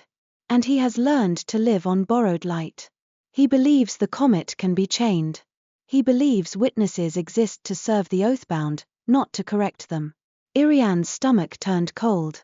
Caldrae's voice was low. If he stands with Vera, then Vera has comet-bound knowledge and comet-bound strength, Ollis finished. Which makes her far more dangerous than a council seal alone. Iriane held her teacup tighter until it hurt. Her mind tried to retreat into the safety of calculations, but the world refused to be only numbers. Ollis leaned forward, bracing both hands on the table. "Listen to me," she said, her voice suddenly fierce. "You are not a symbol. You are not a tool. You are a person whose eyes can save thousands of lives. If you survive long enough to keep looking at the sky." Iriane's throat burned. She nodded once because she didn't trust herself to speak. Olissa's gaze softened again, and she straightened. "Good. Now." She crossed to a shelf and pulled down a small leather roll. When she unwrapped it, it revealed a compact, well-made instrument, an astrolabe smaller than Iriane's hand, with star-metal filigree and precise markings. Olis handed it to Iriane. "For quick readings when you can't set up a full ring. Keep it close." Iriane stared at it, startled by the gift. This is Comet-bound work," Olis said. "But you will use it better than some who wear our band." Iriane's fingers closed around the instrument. It was cool, heavier than it looked, humming faintly in a way she felt more than heard. Caldrae watched her take it, and Iriane felt the weight of his attention, not pressuring, but present. As if he was taking her seriously in a way she had never been taken seriously before. Olis continued briskly, as if she could not linger on softness. "I will send word to Tessin," she said. "She can meet you near the Skyglass approach. The city's courier routes are flexible." "How will you send word?" Iriane asked, mind snagging on practicality again. Olis's mouth twitched. "I have ways." She packed a small satchel for Iriane food, a spare wick, a wrapped bundle of charcoal for marking stone. Then she pushed it across the table. "Sleep an hour," she ordered. "Both of you. Then go." Caldrae's brows drew together. "You will not come with us?" Olis's gaze held his. "If I go, the tower will be empty," she said. "And someone will come here. Someone will re-sabotage the lens. Someone will hunt my trail to you." Her expression was grim. "I will stay and hold this station true. That is my part." Caldrae's jaw worked. "You should not be alone." Olis snorted. "I have been alone for longer than you have been asleep." Silence fell for a moment, thick with everything unsaid. Iriane found herself looking at Caldrae, not at his armor, not at the star-metal lines, but at the way his shoulders held tension when he wanted to protect someone and couldn't. It was the same impulse she'd felt in herself when she saw her name on the requisition order, the desire to keep what mattered from being taken. She set her teacup down and spoke, voice quiet but clear. "Thank you," she said to Olis. "For seeing me." Olis's eyes flicked to hers. Something in her expression softened, then quickly hardened again, as if softness was a liability. "Don't thank me," she said. "Stay alive. That will be thanks enough." They did not sleep long. An hour in the Dawn Pylon's lower room felt like a stolen coin, warmth and stillness briefly held in a tightening fist of time. Iriane lay on a narrow cot near the stove, her chartboard tucked beneath the bed as if it might wander away. The small astrolabe rested in her palm until her fingers loosened in sleep. Caldrae sat on the floor beside the cot, his back against the wall, as if the idea of lying down was foreign. His eyes remained open, gaze fixed toward the door, listening to the tower's quiet breaths and the distant groans of the bridges. When Iriane woke, it wasn't to a shout or a crash. It was to the sensation of steadiness beside her, an anchored presence that made the room feel less like a trap. She blinked, and Caldrae's gaze flicked to her immediately. "You're awake," he said. Iriane pushed herself up, hair tangled, cheeks warm from the stove's heat. For a moment she forgot everything, comets, war, requisitions, and then it all returned like cold water. "Yes," she whispered, sitting straighter. "We have to go." Caldrae's expression softened a fraction. "Yes." Olis was already moving, tightening straps on her own braces. She handed Iriane her cloak and shoved a wrapped piece of bread into her hand. "Eat while you walk," she ordered. Iriane nodded, swallowing hard around nerves and gratitude. At the door, Olis stopped them both. She looked at Caldrae first. "Remember what you are," she said. Caldrae's gaze held hers. "Comet-bound." Olis's mouth tightened. "No," she said. "Remember what you chose to be before the oath narrowed you." Her eyes flicked briefly to Iriane. "Remember you can choose again." Caldrae went very still, as if the words struck somewhere deep. Then Olis looked at Iriane. "And you," she said. "Do not let them make you small." Iriane's throat burned. She nodded once. They stepped out into the pre-dawn dark. The eastern sky had paled slightly, a faint wash of grey over the horizon. The stars still held, but the night was thinning. Somewhere far below, the city murmured, restless, afraid. As they began the ridge path toward Skyglass Spire, Iriane kept her eyes on the ground at first, on the frost-hardened stones and the brittle grass. But Caldrae's presence beside her made her lift her gaze more than she otherwise would have dared. The sky bridges arched in the distance, faintly glowing and faintly trembling, like a network of veins strained too hard. They walked in silence for a time, eating bread in small bites, saving breath for movement. Finally, Iriane spoke, voice quiet. "Caldrae," she said. He glanced at her. "Yes. How do you do it?" she asked. "How do you keep standing when everything you knew is gone?" He looked ahead, jaw tight, as if the path required all his focus. Then he answered, voice low. "I don't," he said. "Not always." His gaze slid briefly to her. "But when you were afraid on the bridge, you counted. You kept moving. That is how." Iriane's cheeks warmed. "Counting is easier than feeling." "Yes," he said, and there was something almost gentle in the agreement. They walked a few more steps, boots crunching lightly on frost. Then Caldrae spoke again, and his voice was quieter than before. "Iriane," he said. She looked at him. "You asked me in the chamber why you," he said. "I did not answer well." Iriane's throat tightened. "You said, unpledged." He nodded once. "That is the reason the oath would name. But it is not the reason I am." He paused, as if searching for words that didn't exist in his old language. "Grateful." The word struck her like warmth in cold air. "You're grateful," she echoed, half disbelieving. "Yes," he said simply. "Because you woke me with truth, not with hunger. Because you looked at me," he swallowed, and the movement was almost imperceptible. "And you did not only see a weapon." Iriane's breath caught. Her heart stuttered. She wanted to say something brave, something clean and clear like a line on vellum. Instead she managed, "I see a person." Caldrae's gaze held hers for a heartbeat too long for indifference. Then he looked away, but his hand, gloved, steady, shifted slightly closer to hers as they walked, close enough that their sleeves brushed when the path narrowed. It was a small thing. It felt enormous.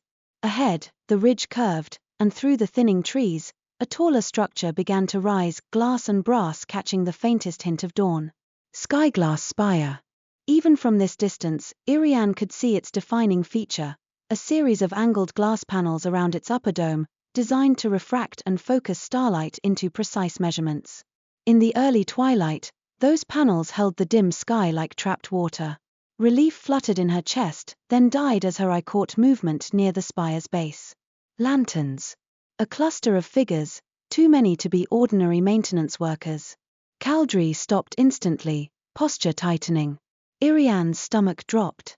"Are they hunting?" Caldrae said. The pre-dawn wind carried voices, sharp, impatient, faintly echoing. "They'll come through here. Keep the spire secured. Orders are orders." Iriane's fingers tightened around her chartboard strap until her hand cramped. Caldrae's gaze swept the slope, searching for another route. Then he looked at Iriane, and his voice came low, urgent. "If they hold Skyglass, you cannot take the reading," he said. "And without Skyglass, we cannot prove the deviation in time." Iriane's mind raced. Take the reading anyway. Use the astrolabe. Find a different angle. She could solve problems. She could find workarounds. She could. A shout rose near the spire, louder now. A figure pointed toward the ridge path. "They are there." Iriane's blood turned to ice. Caldrae's hand closed around her wrist, not hard, not hurting, but firm enough to pull her into motion. "Run," he said. Iriane ran. They plunged into the trees, branches whipping at their cloaks. Frost scattered under their boots. Iriane's breath tore at her throat, her lungs burning, but Caldrae moved with frightening speed beside her, armor whispering rather than clattering, as if even metal knew to be quiet in pursuit. Behind them, Footsteps crashed through brush. "Stop!" someone shouted. By order of the council. The words sounded official, but the voices did not. There was no formal cadence, no trained restraint. Only urgency and hunger. Iriane's stomach lurched.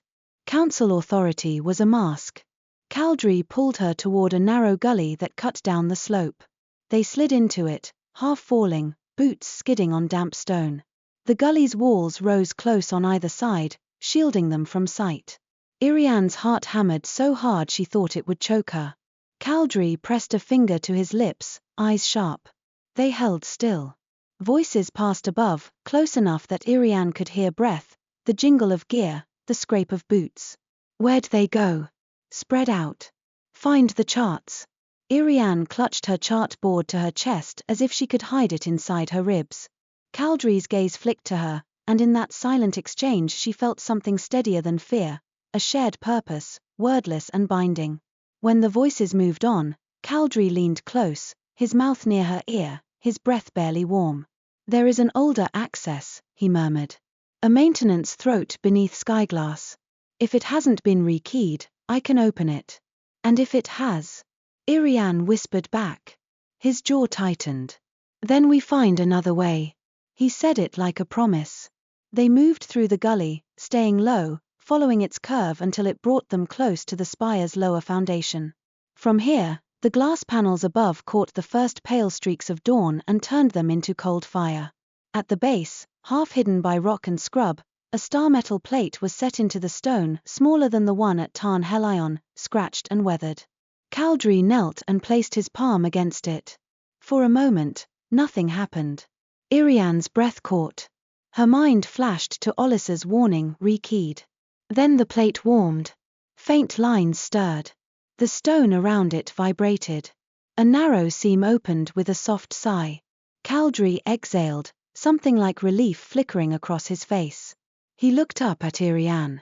"Now," he whispered. They slipped inside. The maintenance throat was a steep, cramped passage that climbed like a spine through the spire's structure. It smelled of cold metal and old dust. The walls were lined with cables and star metal ribs. Far above, Iriane could hear muffled voices moving across the main floor, boots on stone, the clink of lantern hooks. They climbed in silence, breath shallow, hands cold against metal. At a narrow junction, Caldrae paused and listened, then guided her into a side corridor that angled toward the instrument chamber. "The reading platform is above," he whispered. "If we can reach it without being seen, you can confirm the arc." Iriane nodded, throat too tight for words. As they reached the final ladder, a voice echoed from above, sharp and familiar in its authority. "Search every level," it said. "They must not take the reading." Iriane froze. The voice wasn't one of the men from Tarn Helion. It was a woman's voice, smooth, controlled, carrying the habit of command. Even muffled through stone, Iriane recognized it from council broadcasts she'd overheard in the streets. "Vera Morno." Caldrae's eyes narrowed. His hand tightened around the ladder rung. Iriane's stomach dropped. Vera was here, at Skyglass, before dawn, personally ensuring the spire was controlled. This wasn't a rumor. This wasn't a theory. This was proof. Caldrae's gaze flicked to Iriane, and in that moment she saw something dangerous in him, not rage exactly, but the sharpening of purpose into a blade. He leaned close, voice a breath. "She is not only planning," he whispered. "She is acting." Iriane swallowed hard, then did the only thing she could to keep from breaking. She nodded. And together, silent in the maintenance throat beneath Skyglass spire while dawn tried to rise, they climbed toward the instrument chamber, toward a sky that needed truth, toward an enemy who feared it, and toward a path that was no longer simply Caldrae's duty or Iriane's work, but something they were choosing side by side. The ladder rungs were cold enough to numb fingers through wool. Iriane climbed behind Caldrae, lantern shuttered low in her hand, the small astrolabe tucked inside her cloak like a heartbeat she couldn't afford to lose. Above them, the skyglass spire breathed with the faint metallic creak of tensioned supports and shifting air, and through stone the voices of searchers moved like shadows. Vera Morno's voice drifted down again, smooth, unhurried, certain the world would make room for her. "Seal the upper platform. No one reads from this tower without my consent. Iriane's stomach turned. Consent. As if the sky itself could be owned. Caldrae paused one rung below a narrow hatch and listened. His face, half-lit by the lantern's thin glow, looked carved from focus. He lifted one hand and traced a constellation not in the air, 3 points, a curve. A comet-bound habit. A silent prayer or a silent command, she couldn't tell.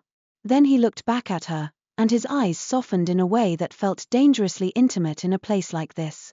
When I lift the hatch, he breathed, do not look at them. Look at the instrument. You will have one chance. Iriane nodded, throat too tight for words. Caldrae pushed the hatch upward the barest fraction. A sliver of pale dawn light knifed in. It caught the edge of his armor and made the engraved lines gleam as if starlight still lived inside them. He waited, listening, and Iriane held her breath until her chest ached. No immediate shout. No sudden footsteps. Caldrae opened the hatch wider, and they slid up into the instrument chamber. Skyglass was built like a lens turned into a room, curved walls lined with angled glass panels, brass ribs arcing overhead, a central platform where the great sighting ring sat on its gimbal mount. The air smelled of cold metal and polishing oil. Frost clung to the inner edges of the glass as if the dawn couldn't quite reach it. And it was not empty. 2 guards stood near the far doorway, their lanterns hooded.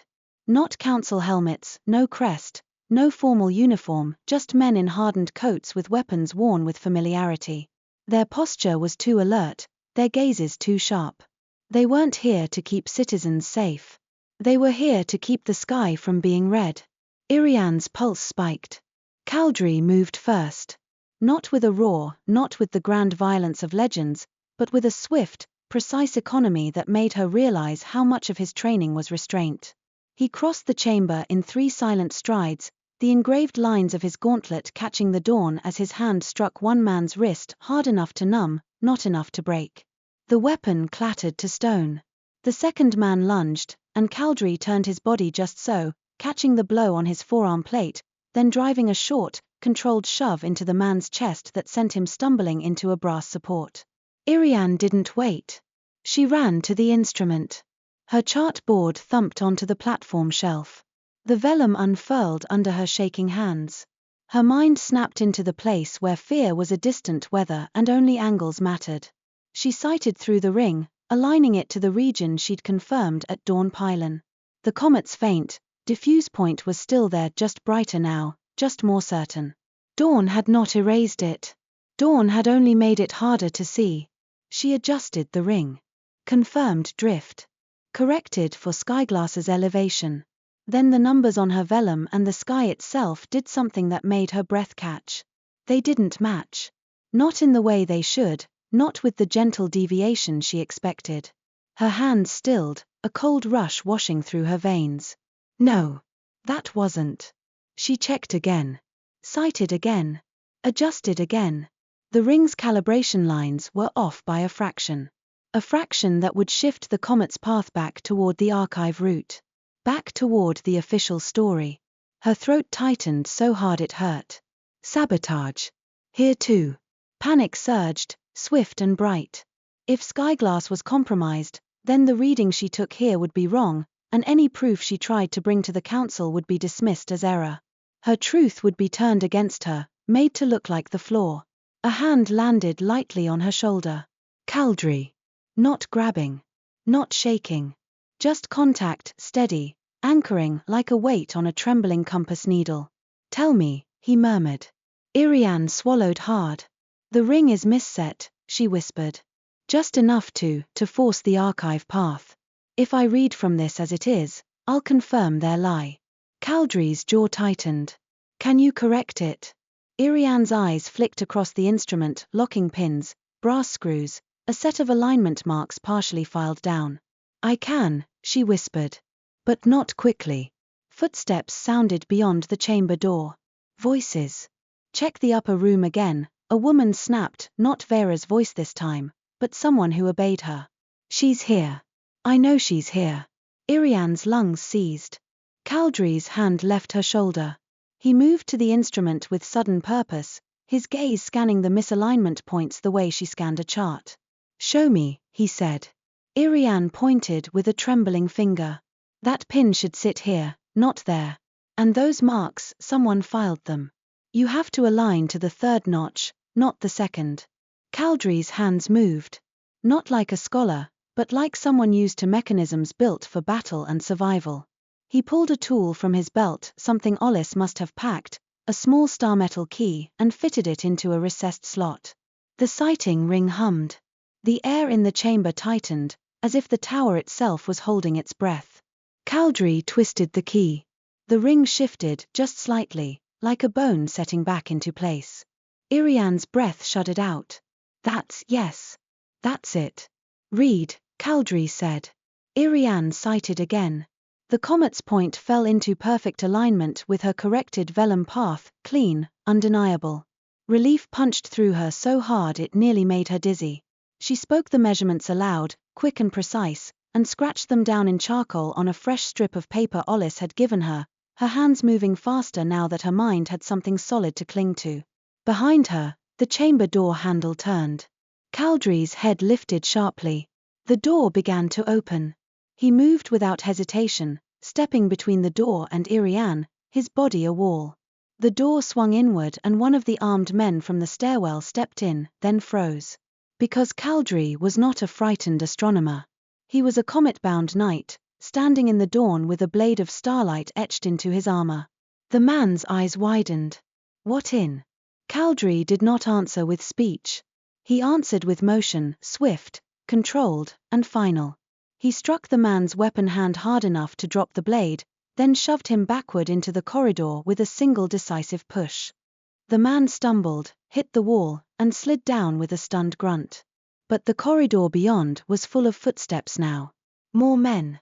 Too many. And above them, Vera's voice again, nearer than before, as if she had stepped into the stairwell itself. "Bring her to me," Vera said, calm as poured wine. "Do not damage the charts." Iriane's blood turned to ice. Caldrae looked back at her. "Can you carry the proof?" Iriane snatched the charcoal strip and shoved it into her cloak, then rolled her vellum with trembling hands. "Yes," she whispered. "Yes." "Then we leave," Caldrae said. He grabbed the lantern, shuttered it completely, and pulled Iriane toward the maintenance hatch they had come through. But as they reached it, a sharp metallic click echoed from above. The hatch slammed shut. A bar dropped into place with a sound like a verdict. Caldrae froze. His eyes narrowed, scanning the hatch edge. "Rekeyed," he murmured. Iriane's stomach sank. "No." Caldrae's jaw set. "Another way."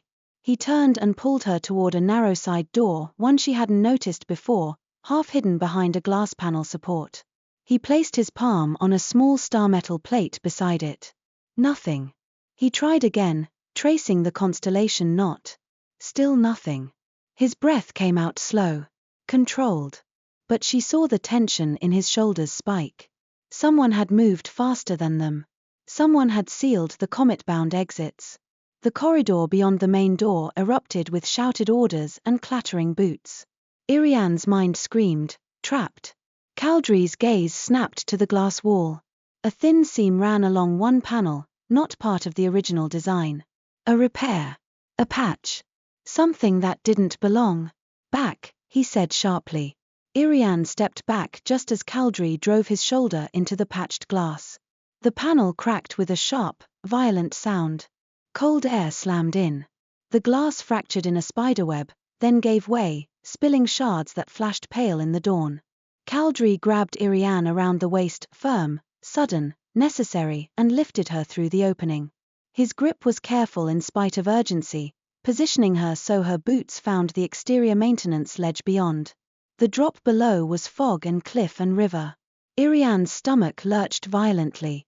Her vision tunneled. "Don't look down," Caldrae said, voice low, commanding without cruelty. "Look at me." She did. She clung to his gaze like it was the only stable thing in the world. He followed her through the broken panel, landing on the ledge with the balance of someone who had been born into precarious heights. Wind tore at his cloak.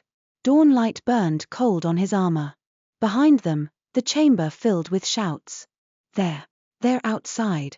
The ledge ran along the spire's exterior, barely wide enough for two people to move single file.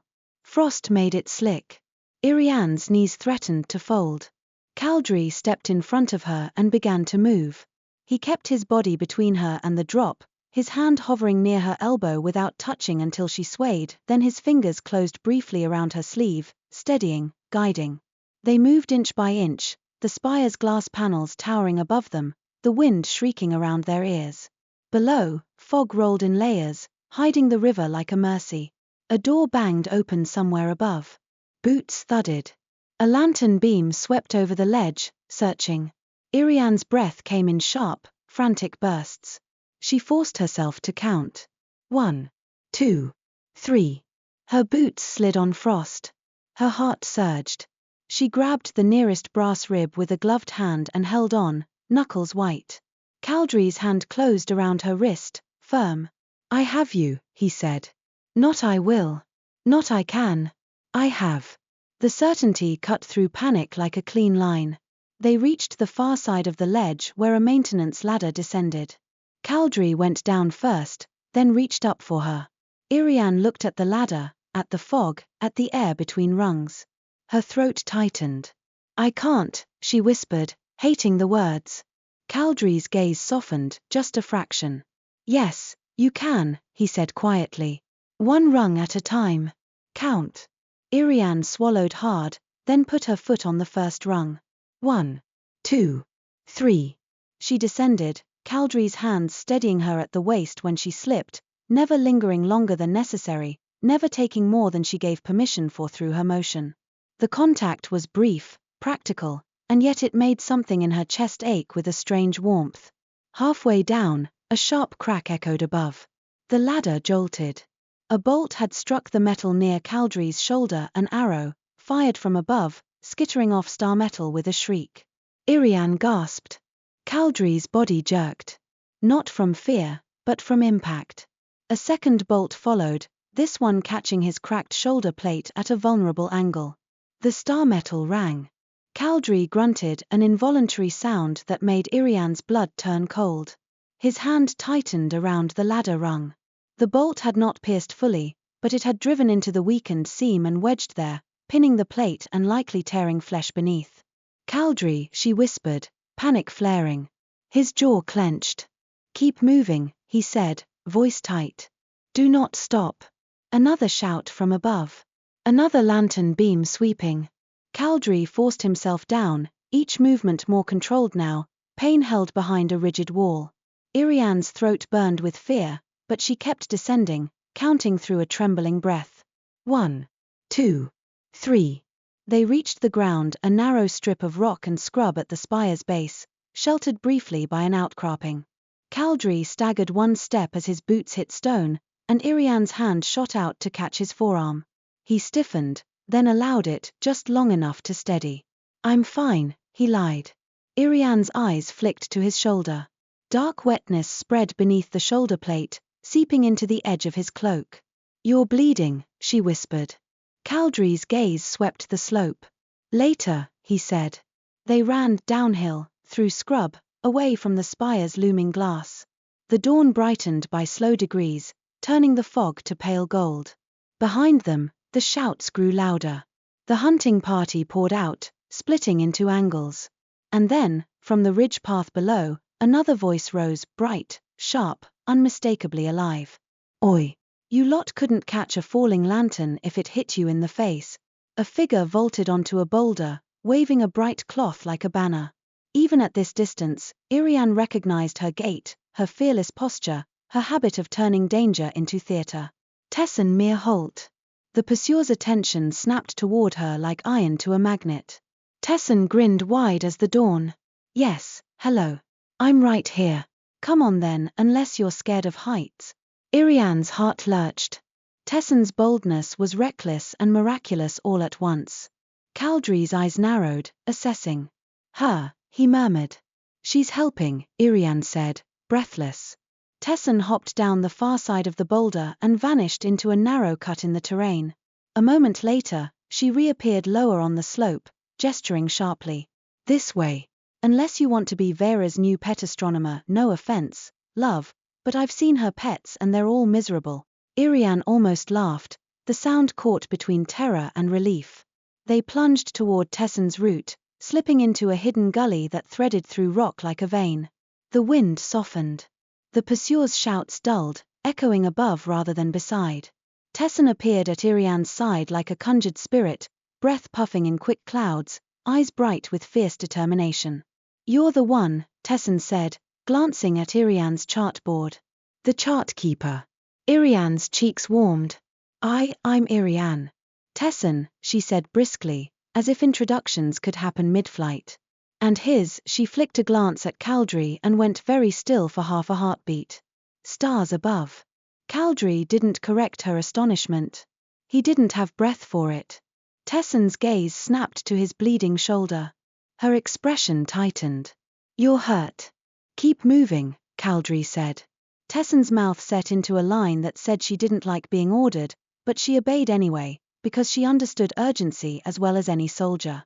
The gully opened into a narrow ravine where pines clustered close and the ground dropped steeply away from the spire. At the ravine's mouth, a man waited, broad-shouldered, hair tied back, hands stained with oil and charcoal. Malin Rusk. Iriane's breath caught. Malin? Malin's eyes widened, then softened with relief when he saw her. "Vossel," he said, voice rough. "You look like you've been chased by every bad decision in the city." "That's not inaccurate," Iriane managed. Malin's gaze flicked to Caldrae. The oil-stained practicality in his face warred with disbelief. Then he did what he always did when confronted with the impossible. He focused on the problem he could fix. "Your shoulder," Malin said, stepping forward. "Sit. Now." Caldrae began. "We can't." "You can," Malin cut in, with the firm impatience of a lenswright addressing a cracked instrument. "Unless you want to bleed out and become poetry. Sit." Something in Caldrae's posture wavered. He had been holding himself on sheer will. Now, with allies around them and the immediate shouts farther away, the pain finally began to win. He sat on a fallen log, breathing controlled through clenched teeth. Iriane hovered, helplessness rising. I can bind it." Malin was already working, hands quick and sure. He unfastened the shoulder plate with a small tool, prying the embedded bolt free with a twist that made Caldrae's jaw tighten until it looked like stone. Iriane flinched. Caldrae's eyes lifted to hers. "I'm here," he said, voice tight but steady, and the words were not for himself. They were for her. Malin pressed a cloth to the wound and wrapped it with practiced efficiency. "You're lucky," he muttered. "If that had hit flesh clean, you'd be dreaming." Caldrae's gaze went distant for a flicker. "I have dreamed long enough." Tessen crouched beside Iriane, lowering her voice. "They're ceiling towers," she whispered. "Vera's moved fast. She's got men everywhere, some with council papers, some without. She's telling folks the Comet's return is an omen of foreign sabotage, and if they don't fall in line, the bridges will fall." Iriane's stomach turned. "She's using fear. Like a knife," Tessen agreed. "And she's aiming it at you." Malin finished the binding and tightened the last knot. "There," he said. "You can keep your arm if you don't do anything heroic." Caldrae's mouth twitched like he almost smiled. "That may be difficult." Malin huffed. "Don't." Above the ravine, a new sound rolled across the morning, long and low, like a giant metal throat clearing. All three of them went still. Iriane's breath caught. That sound was too familiar now. A sky bridge groaning. Then another sound followed, a sharp crack, like a snapped beam, amplified by distance. Silence. And then, far off, a chorus of screams that rose and cut off in the same breath, swallowed by fog. Iriane's knees went weak. Her hand flew to her mouth. "No," she whispered, because saying no felt like it could undo physics. Caldrae's face went pale beneath dawn light. Malin's jaw clenched. Tessen swore under her breath, voice breaking. Iriane stared at the sky beyond the pines, seeing nothing and everything all at once. Lanterns falling, carts tumbling, people reaching for air that wasn't there. Her own charts, her own name on a requisition order, Vera's calm voice saying consent. It wasn't a game. It wasn't politics. It was bodies. A fierce, nauseating helplessness rose in her, and with it something else, anger, clean and sharp as a compass point. Caldrae stood, swaying slightly, and Malin's hand shot out to steady him. That was an east span, Tessin said, face tight. A big one. The market route. Iriane swallowed hard. If it falls, they'll blame the provinces, she whispered. They already are, Tessin said. I heard it in the street before I ran. Folks are shouting Severin like it's a curse. Caldrae's voice went low. And Vera will offer them a cure that looks like war. Malin glanced at Iriane's chartboard. Then we need proof, he said. Something solid enough that even loud council mouths can't swallow it. Iriane's fingers trembled as she reached inside her cloak and pulled out the charcoal strip, skyglass readings, corrected and true. She held it like a fragile bone. I have this, she said, voice thin. But she can say it's forged. She can say I'm panicked. She can say anything. Caldrae looked at her. Then we give the proof where she cannot deny it. Iriane's throat tightened. The Meridian Crown.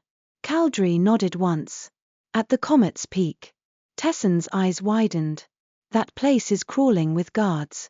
Everyone knows Vera's been hauling lumenstone up there. Malin's mouth tightened. Anchoring lattice. Caldrae's gaze snapped to him. You know that term. Malin shrugged grimly. Lenswrights hear things. And engineers complain. They think they're whispering. He looked at Iriane, expression hard and honest. If she's building a lattice at the crown, she's not trying to fix bridges. She's trying to control the whole network. Iriane's stomach turned. If she anchors the comet, the bridges burn out, Caldrae finished.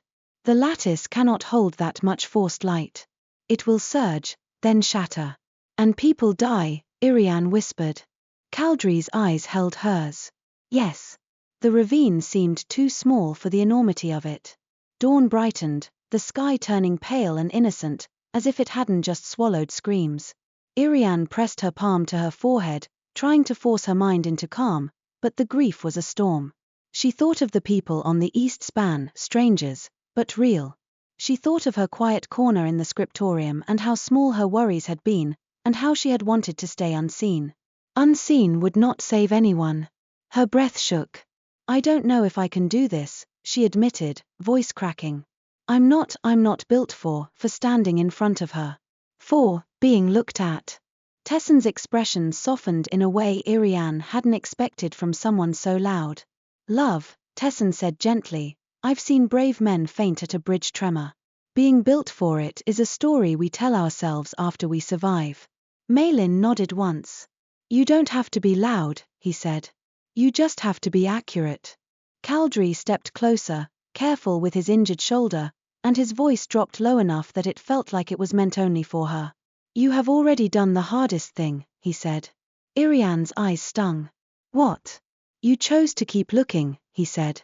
When fear told you to close your eyes. Her throat burned. She stared at him and saw not only armor and oath, but a man in pain who had still come down a ladder to steady her, who had still made himself a wall between her and a room full of hungry hands. She wanted to reach for him. To press her forehead to his chest the way she'd pressed it to her own hand. To borrow his steadiness until her bones remembered they could hold themselves. Instead, she did something smaller and perhaps more honest. She stepped close enough that her sleeve brushed his, and she let that contact remain. I choose again, she whispered. Caldrae's breath caught, almost imperceptibly. A new voice drifted into the ravine then, smooth as polished metal, carrying on the wind like a deliberate message. Comet-bound, it called. The word was not shouted. It was spoken as if the speaker expected the world to listen. Caldrae went rigid. Iriane's blood ran cold. From the ravine's upper lip, a figure appeared, silhouetted against the pale morning. He wore star-metal armor, though it looked different from Caldrae's, more ornate, more polished, the engraved lines brighter as if fed by something fresher than age. His cloak was darker, heavier, and it moved like a banner even in still air.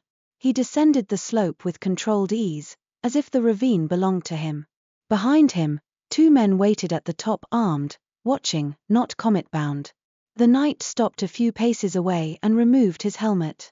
His face was handsome in a severe way, sharp cheekbones, a mouth shaped for certainty, eyes the color of storm cloud. His hair was pulled back tightly, not a strand out of place. He looked at Caldrae like a brother who had disappointed him. Sir Caldrae Soven, he said, and his voice carried old familiarity. You wake at last. Caldrae's jaw tightened. Eld Varin. Tessin sucked in a breath. Malin's hand drifted subtly toward a tool that could become a weapon if it had to. Eld's gaze flicked over them, dismissing Tessin and Malin as insects, then settled on Iriane. His eyes sharpened with hunger. And the witness, he said softly, as if savoring the word. How rare. Iriane's skin prickled. She felt suddenly and acutely visible, like a lantern held too high. Caldrae stepped forward, placing himself between Eld and Iriane without touching her, but leaving no doubt about the barrier. Eld's mouth curved. Still protecting what you think is fragile, he murmured. You always did. She is not yours, Caldrae said. Eld's eyebrows lifted. Nor yours, he said smoothly. Yet. The word hung in the air like a provocation. Caldrae's hand drifted toward his sword hilt. Eld lifted one hand, palm outward, in a gesture that might have looked peaceful if not for the menace in his calm. Do not waste strength, he said. You are bleeding. You are newly woken. You are behind. Caldrae's eyes narrowed. Behind what? Eld's gaze flicked to the sky, as if checking time by light. Behind the inevitable, he said. The council will announce a path for the comet. The people will accept it because they need someone to blame and someone to follow. Vera will anchor the comet at the crown. The bridges will be remade under her hand. Remade, Iriane whispered, sick. Or broken. Eld looked at her as if she were a curious tool that had spoken. Broken things can be replaced, he said simply. Order cannot. Tessin's voice cut in, sharp. Tell that to the people who just fell. Eld's gaze slid to her, cool. Grief is loud, he said. It does not make you right. Caldrae's voice went low, dangerous. You serve her. I serve the comet-bound, Eld corrected. I serve what we were meant to be, keepers of the sky's power. His eyes flicked to Caldrae's armor, to the crack, to the blood. Not rusted relics sleeping while the world steals our work. Caldrae's jaw clenched. Eld stepped closer, just one pace, measured. Come with me, he said to Caldrae. Return to duty. You can be reforged. Your oathlight can be renewed. You do not have to choose small mortality and a crumbling city. Iriane's heart slammed against her ribs. Eld's gaze slid past Caldrae to Iriane again, and his smile sharpened. And the witness, he added, voice soft as silk. She can come too. She will read what we tell her to read. She will be protected. Cherished, even if she learns obedience. Iriane's stomach turned violently. Her hands shook around her chartboard strap. Caldrae's body went very still. His voice, when it came, was quiet and edged with something she had never heard in him before, fury restrained by discipline. You will not speak of her like that, he said. Eld sighed, as if disappointed. There it is, he murmured. Attachment. The oldest weakness. Caldrae's gaze flicked to Iriane, not a plea, not a demand. A question, almost, as if he was asking what she needed, even now. Iriane's throat burned. She stepped forward before fear could stop her, moving to Caldrae's side rather than behind him. Eld's eyes widened slightly. Interest flared. Iriane's voice trembled, but she forced the words out clean and careful, like a calculation spoken aloud. I won't read a lie, she said. Not for Vera. Not for you. Eld's smile faded. You don't understand, he said. I understand numbers, Iriane said, and her hands stopped shaking as her mind latched onto certainty. I understand that if you anchor the comet, the lattice will overload. The bridges will fail. People will die. Eld's eyes hardened. People die anyway, he said. At least this way, they die for order. Malin made a sound under his breath, disgust. Tessin's jaw clenched. Caldrae's voice went low. You have become what we were sworn to prevent. ELD's expression sharpened. We were sworn to follow the comet, he said. To claim its power. To keep it from the unworthy. Caldrae's eyes did not waver. The comet does not belong to us. For a heartbeat, the ravine held its breath. Then ELD moved. It was fast, too fast for an ordinary man. Oathlight flared faintly along the engraved lines of his armor, brightening as if his skin held a hidden sky. He struck at Caldrae with a short blade, star metal gleaming. Caldrae reacted instantly, drawing his sword with a clean metallic whisper. The blades met with a ringing sound that seemed to vibrate the air itself. Iriane flinched back, but she did not run. Her legs wanted to. Her lungs screamed for it. But she stayed close enough to see, close enough to understand. Caldrae fought like someone who hated violence but had mastered it. ELD fought like someone who loved power. The difference was terrifying. ELD drove Caldrae back with a series of sharp strikes, forcing him to shift his weight, to guard his injured shoulder. Each time Caldrae lifted his arm, pain tightened his face for a fraction of a second. ELD saw it. He smiled. You're weaker, ELD murmured, voice almost fond. Fresh from sleep, and already bleeding for a mortal. Caldrae's jaw clenched. He did not answer. He parried, stepped, redirected. He avoided killing blows. He fought to protect space, not to dominate it. Malin grabbed Iriane's arm. If they bring more men, he whispered. Tesson's eyes flashed. We don't wait to find out, she hissed back. Iriane's mind raced. The ravine was a trap if the armed men at the top came down. They needed to move. But Caldrae. Caldrae took a hit to his injured side, the impact jolting him. He staggered. Blood darkened his cloak edge. Iriane's heart lurched. Caldrae, she cried, the name ripped from her like a sudden truth. Caldrae's eyes flicked to her, and for a heartbeat she saw the conflict inside him, duty, survival, the fear of failing, the fear of leaving her. ELD seized that heartbeat and drove forward, blade flashing. Caldrae twisted at the last instant, avoiding a fatal strike, but the motion pulled at his wounded shoulder. His face went tight with pain. ELD's voice turned low and triumphant. Come with me, he said again. You don't have to break. Caldrae's breath came hard. He held ELD's gaze, and something in him seemed to lock into place, not rage, not despair. Decision. He shifted his stance, changed the angle of his blade. Then he did something Iriane didn't expect. He disengaged. He stepped back abruptly, breaking the clash of steel, and grabbed Iriane's wrist with his uninjured hand, not yanking, but firm enough to pull her into motion. Run, he said. Iriane didn't question. She ran because his voice left no room for doubt and because Tesson and Malin were already moving, dragging her down the ravine path toward a narrow gap in the rock. ELD shouted behind them, sharp with anger. After them, the two armed men at the top began to descend. Caldrae turned not to finish ELD, but to delay him. He met ELD's next strike, steel ringing, holding him back for one more precious span of heartbeats. Iriane glanced back once and saw Caldrae's cloak flaring, his stance braced, his injured shoulder pulled tight as he absorbed the force. She saw ELD's armor glowing brighter, fed by stolen light. And she saw Caldrae's eyes, focused, calm, choosing to protect her. Choosing, again and again, to put a life ahead of power.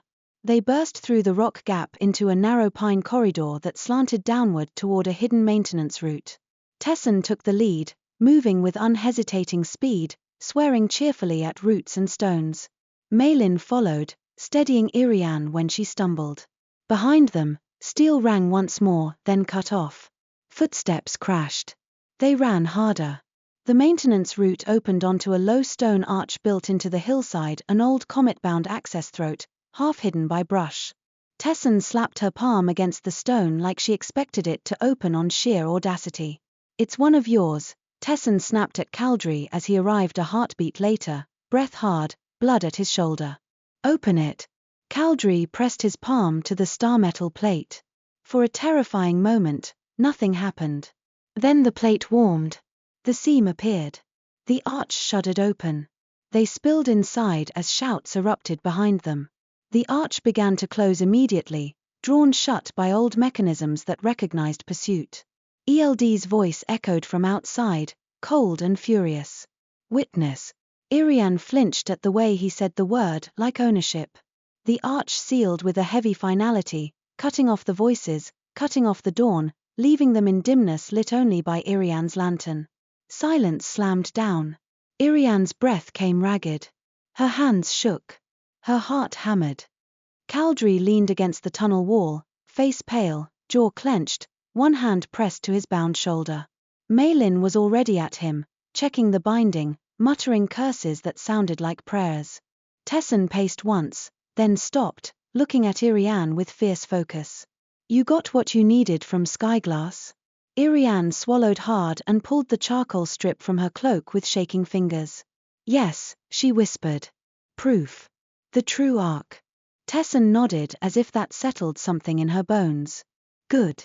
Because Vera will be at the crown by sunset, if she isn't already. Iriane's stomach tightened. How do you know? Tessin's expression sharpened. Because I ran messages for the wrong people before I knew they were wrong, she said bluntly. They're hauling lumenstone and star metal up the crown's service stairs. They've blocked the public routes and posted guards.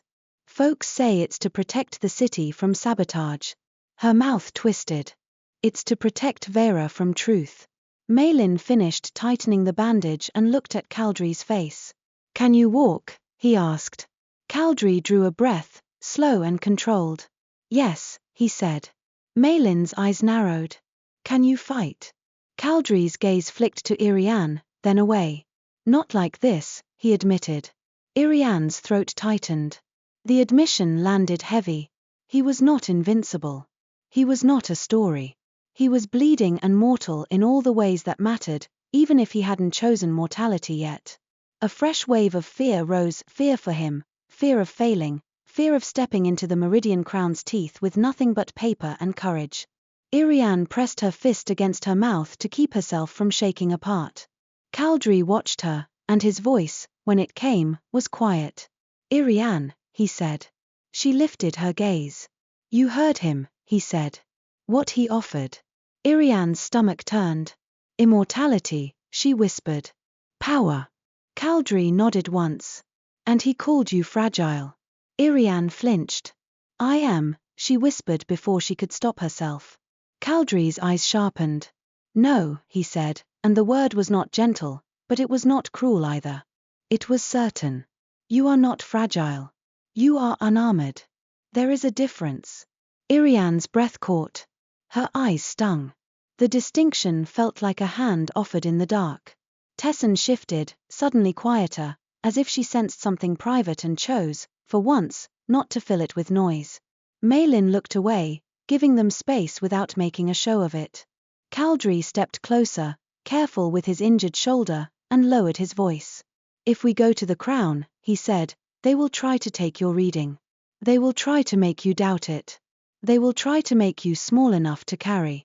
Iriane's throat burned. And if I'm not small, she whispered, they'll try to break me. Caldrae's gaze held hers. Yes. Silence settled between them, thick with the shape of the choice ahead. Above them, somewhere out in the world beyond stone, the sky bridges groaned again, another strained breath, another warning. Iriane's hands stopped shaking. Not because fear left her, but because something else moved in anger, grief, and a fierce clarity. She thought of the screams cut off by fog. She thought of her name on that requisition paper, neatly written as if her life were a supply to be moved. She thought of ELD calling her witness like it meant possession. She lifted her chartboard, holding it against her chest as if it were a shield and a vow at once. I choose you, she said, voice trembling but clear. Caldrae went very still. Iriane forced herself to continue before fear could make her swallow the words back down. Not, she swallowed. Not because you're safe. Not because this is easy. But because you see me as a person. And because the truth matters more than my comfort. Caldrae's breath caught, almost inaudible. Tessin's eyes softened. Malin's jaw tightened like he was trying not to look moved. Caldrae's gaze dropped to Iriane's hands clutching the chartboard, then lifted back to her face. His voice, when it came, was quiet and careful, as if he was handling something precious he didn't know how to hold. "I cannot promise you safety," he said. "I know," Iriane whispered. "But I can promise you this," he said.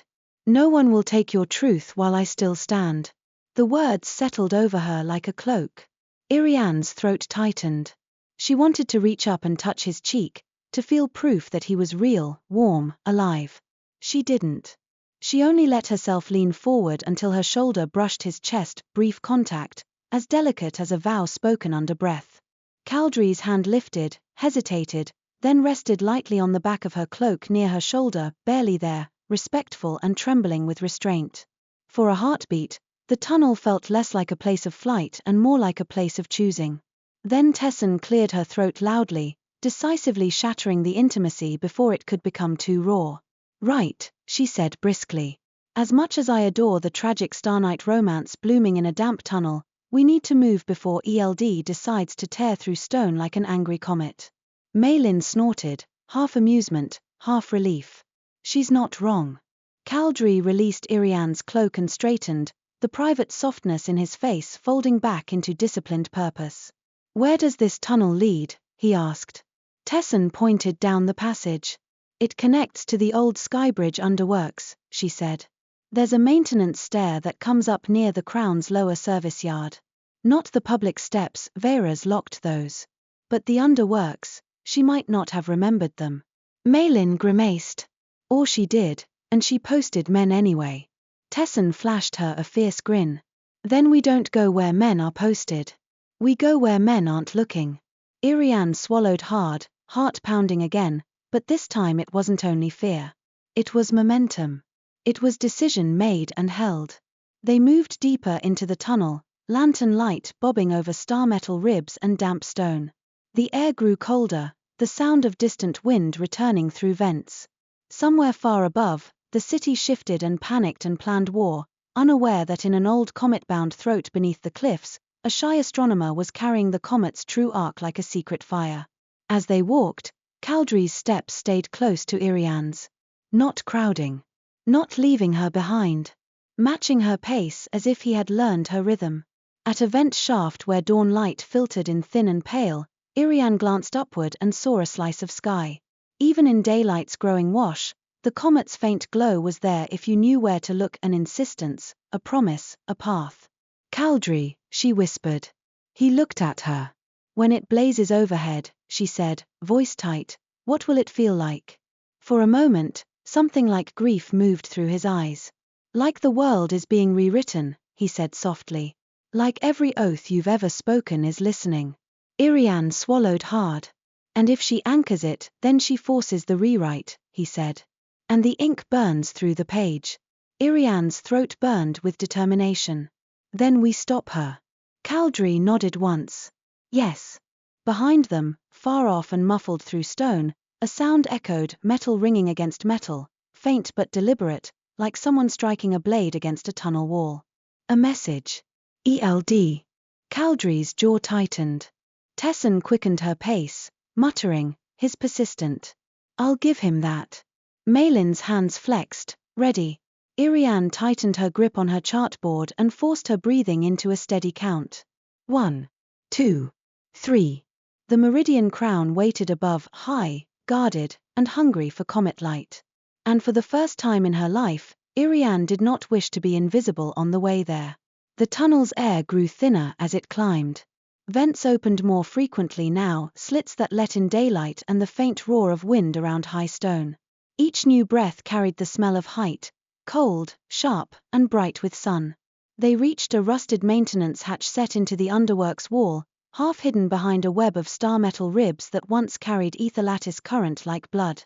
Tessin pressed her ear to it, eyes narrowing. "Voices," she mouthed. Maylin leaned in next, listening with the grim patience of a man who'd spent his life diagnosing problems by sound. "Boots," he whispered. 3. Maybe 4th. Iriane's fingers tightened around her chartboard strap until her knuckles ached. Above them, somewhere beyond stone and air, Meridian Crown waited, Vera's fortress of glass and brass and intention. Caldrae's face was pale under the cold daylight that filtered down the vent shafts. The binding on his shoulder had darkened again. Still, his gaze was clear. He pressed his palm to a small star-metal plate beside the hatch. The plate warmed. Lines stirred faintly. The hatch's lock loosened with a soft click like a held breath released. Caldrae glanced at Tessin. Tessin grinned, bright, reckless courage made flesh.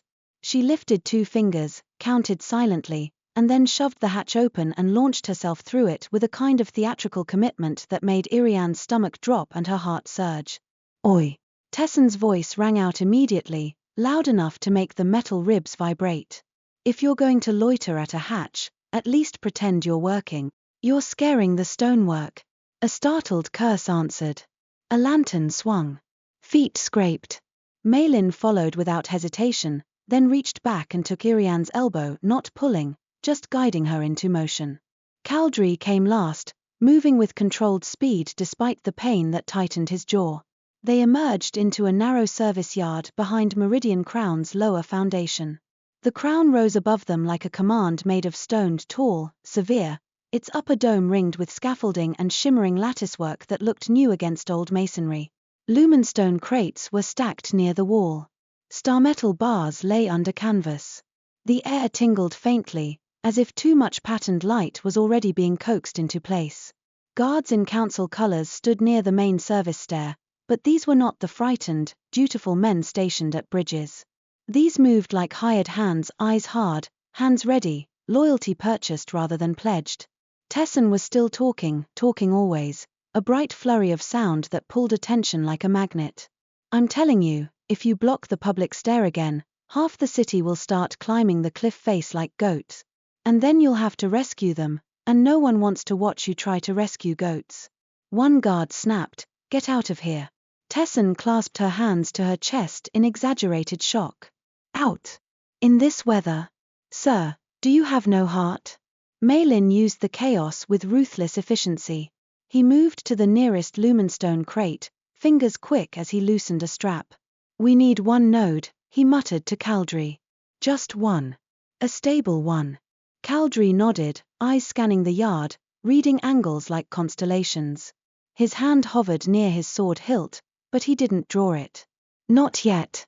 Iriane stood for a heartbeat in the open air and felt the crown's presence press down on her, heavy as a name spoken too loud.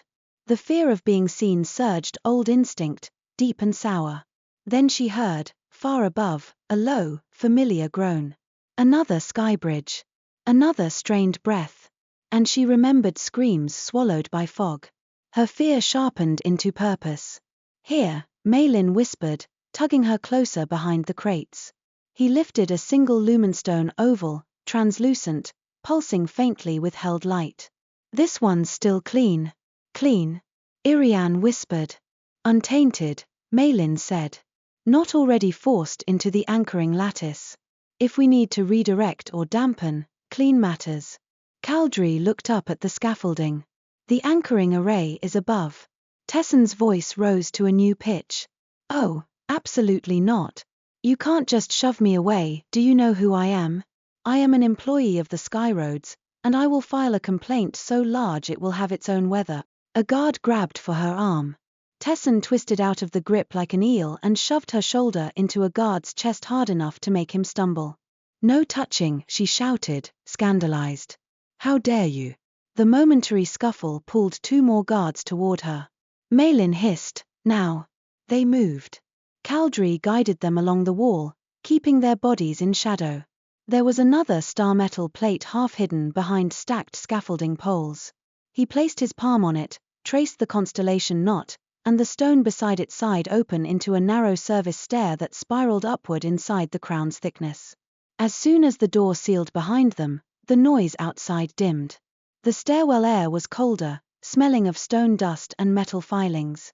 Above, faint humming vibrated through the stairwell, an instrument already active, drawing power before it was safe.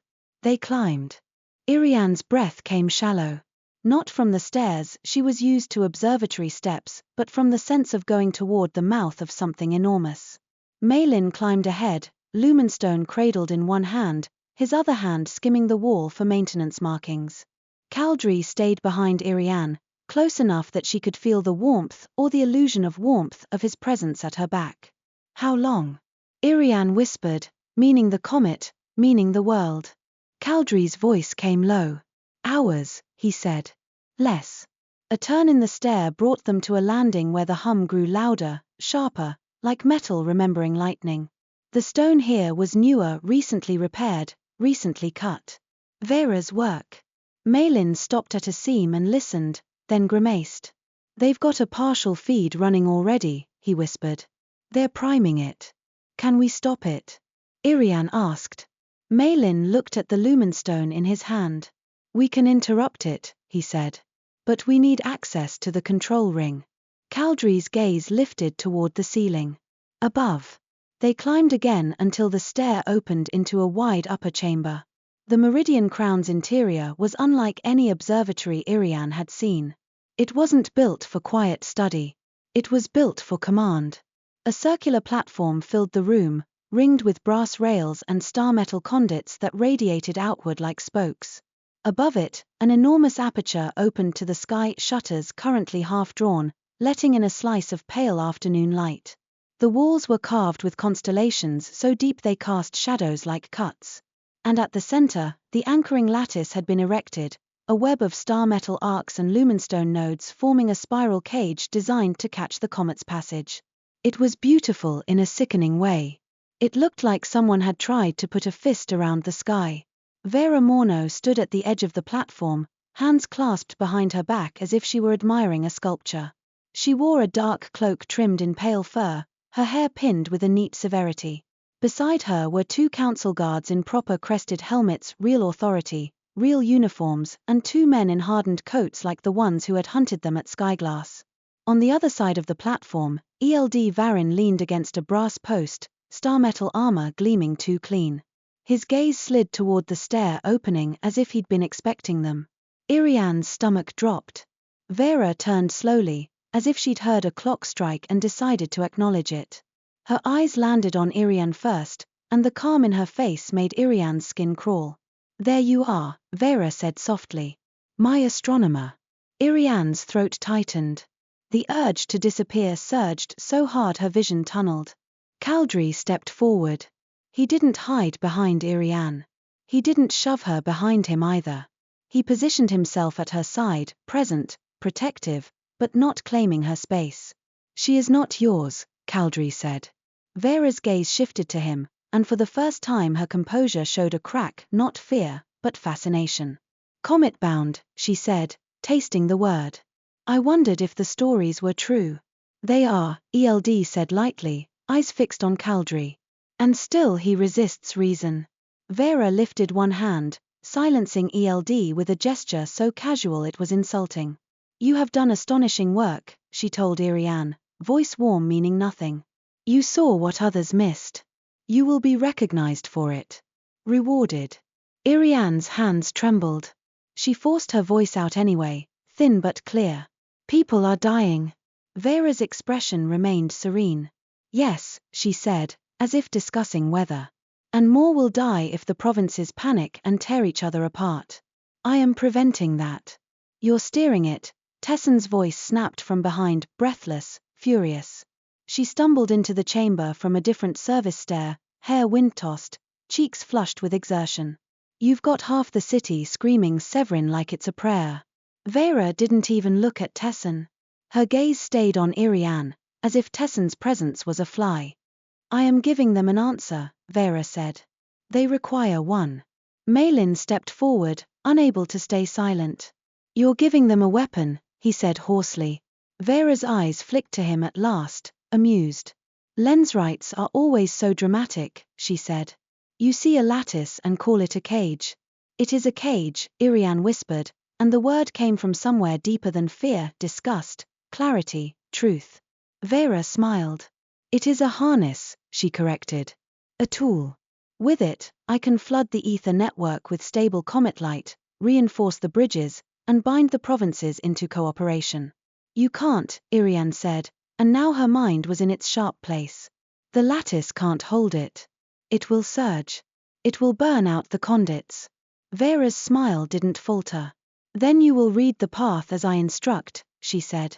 And we will shape the flow. Iriane's stomach turned cold. That's not how the sky works. Vera's gaze sharpened. The sky works as power demands, she said softly. That is what people never learn until they are crushed by someone who has. ELD pushed off the brass post and took a step forward, eyes bright with oathlight. Come, he said to Caldrae. Stand with us. This is what we were meant to do. Caldrae's jaw tightened. His injured shoulder twitched with pain, but his voice was steady. We were meant to protect, he said. Not to rule. Vera sighed, as if disappointed by a child. You can be as honorable as you like, she told him. Honor will not stop the bridges from falling. Caldrae's gaze lifted to the half-open shutters. Outside, the sky had begun to change. Even in daylight, the air carried a strange brightness, as if the sun were sharing space with another fire. The comet was approaching the edge of visibility. Its presence felt more than seen, a pressure in the bones of the tower, a tightening in the hum of the conduits. Iriane felt it too. The world was leaning toward a moment. Vera's voice softened, honeyed. Witness, she said. Step to the ring. A council guard moved toward Iriane, hand outstretched. Caldrae's sword came halfway out of its sheath with a quiet, warning whisper. Vera lifted her hand again. The guard stopped, but only because she was told to, not because he wouldn't have.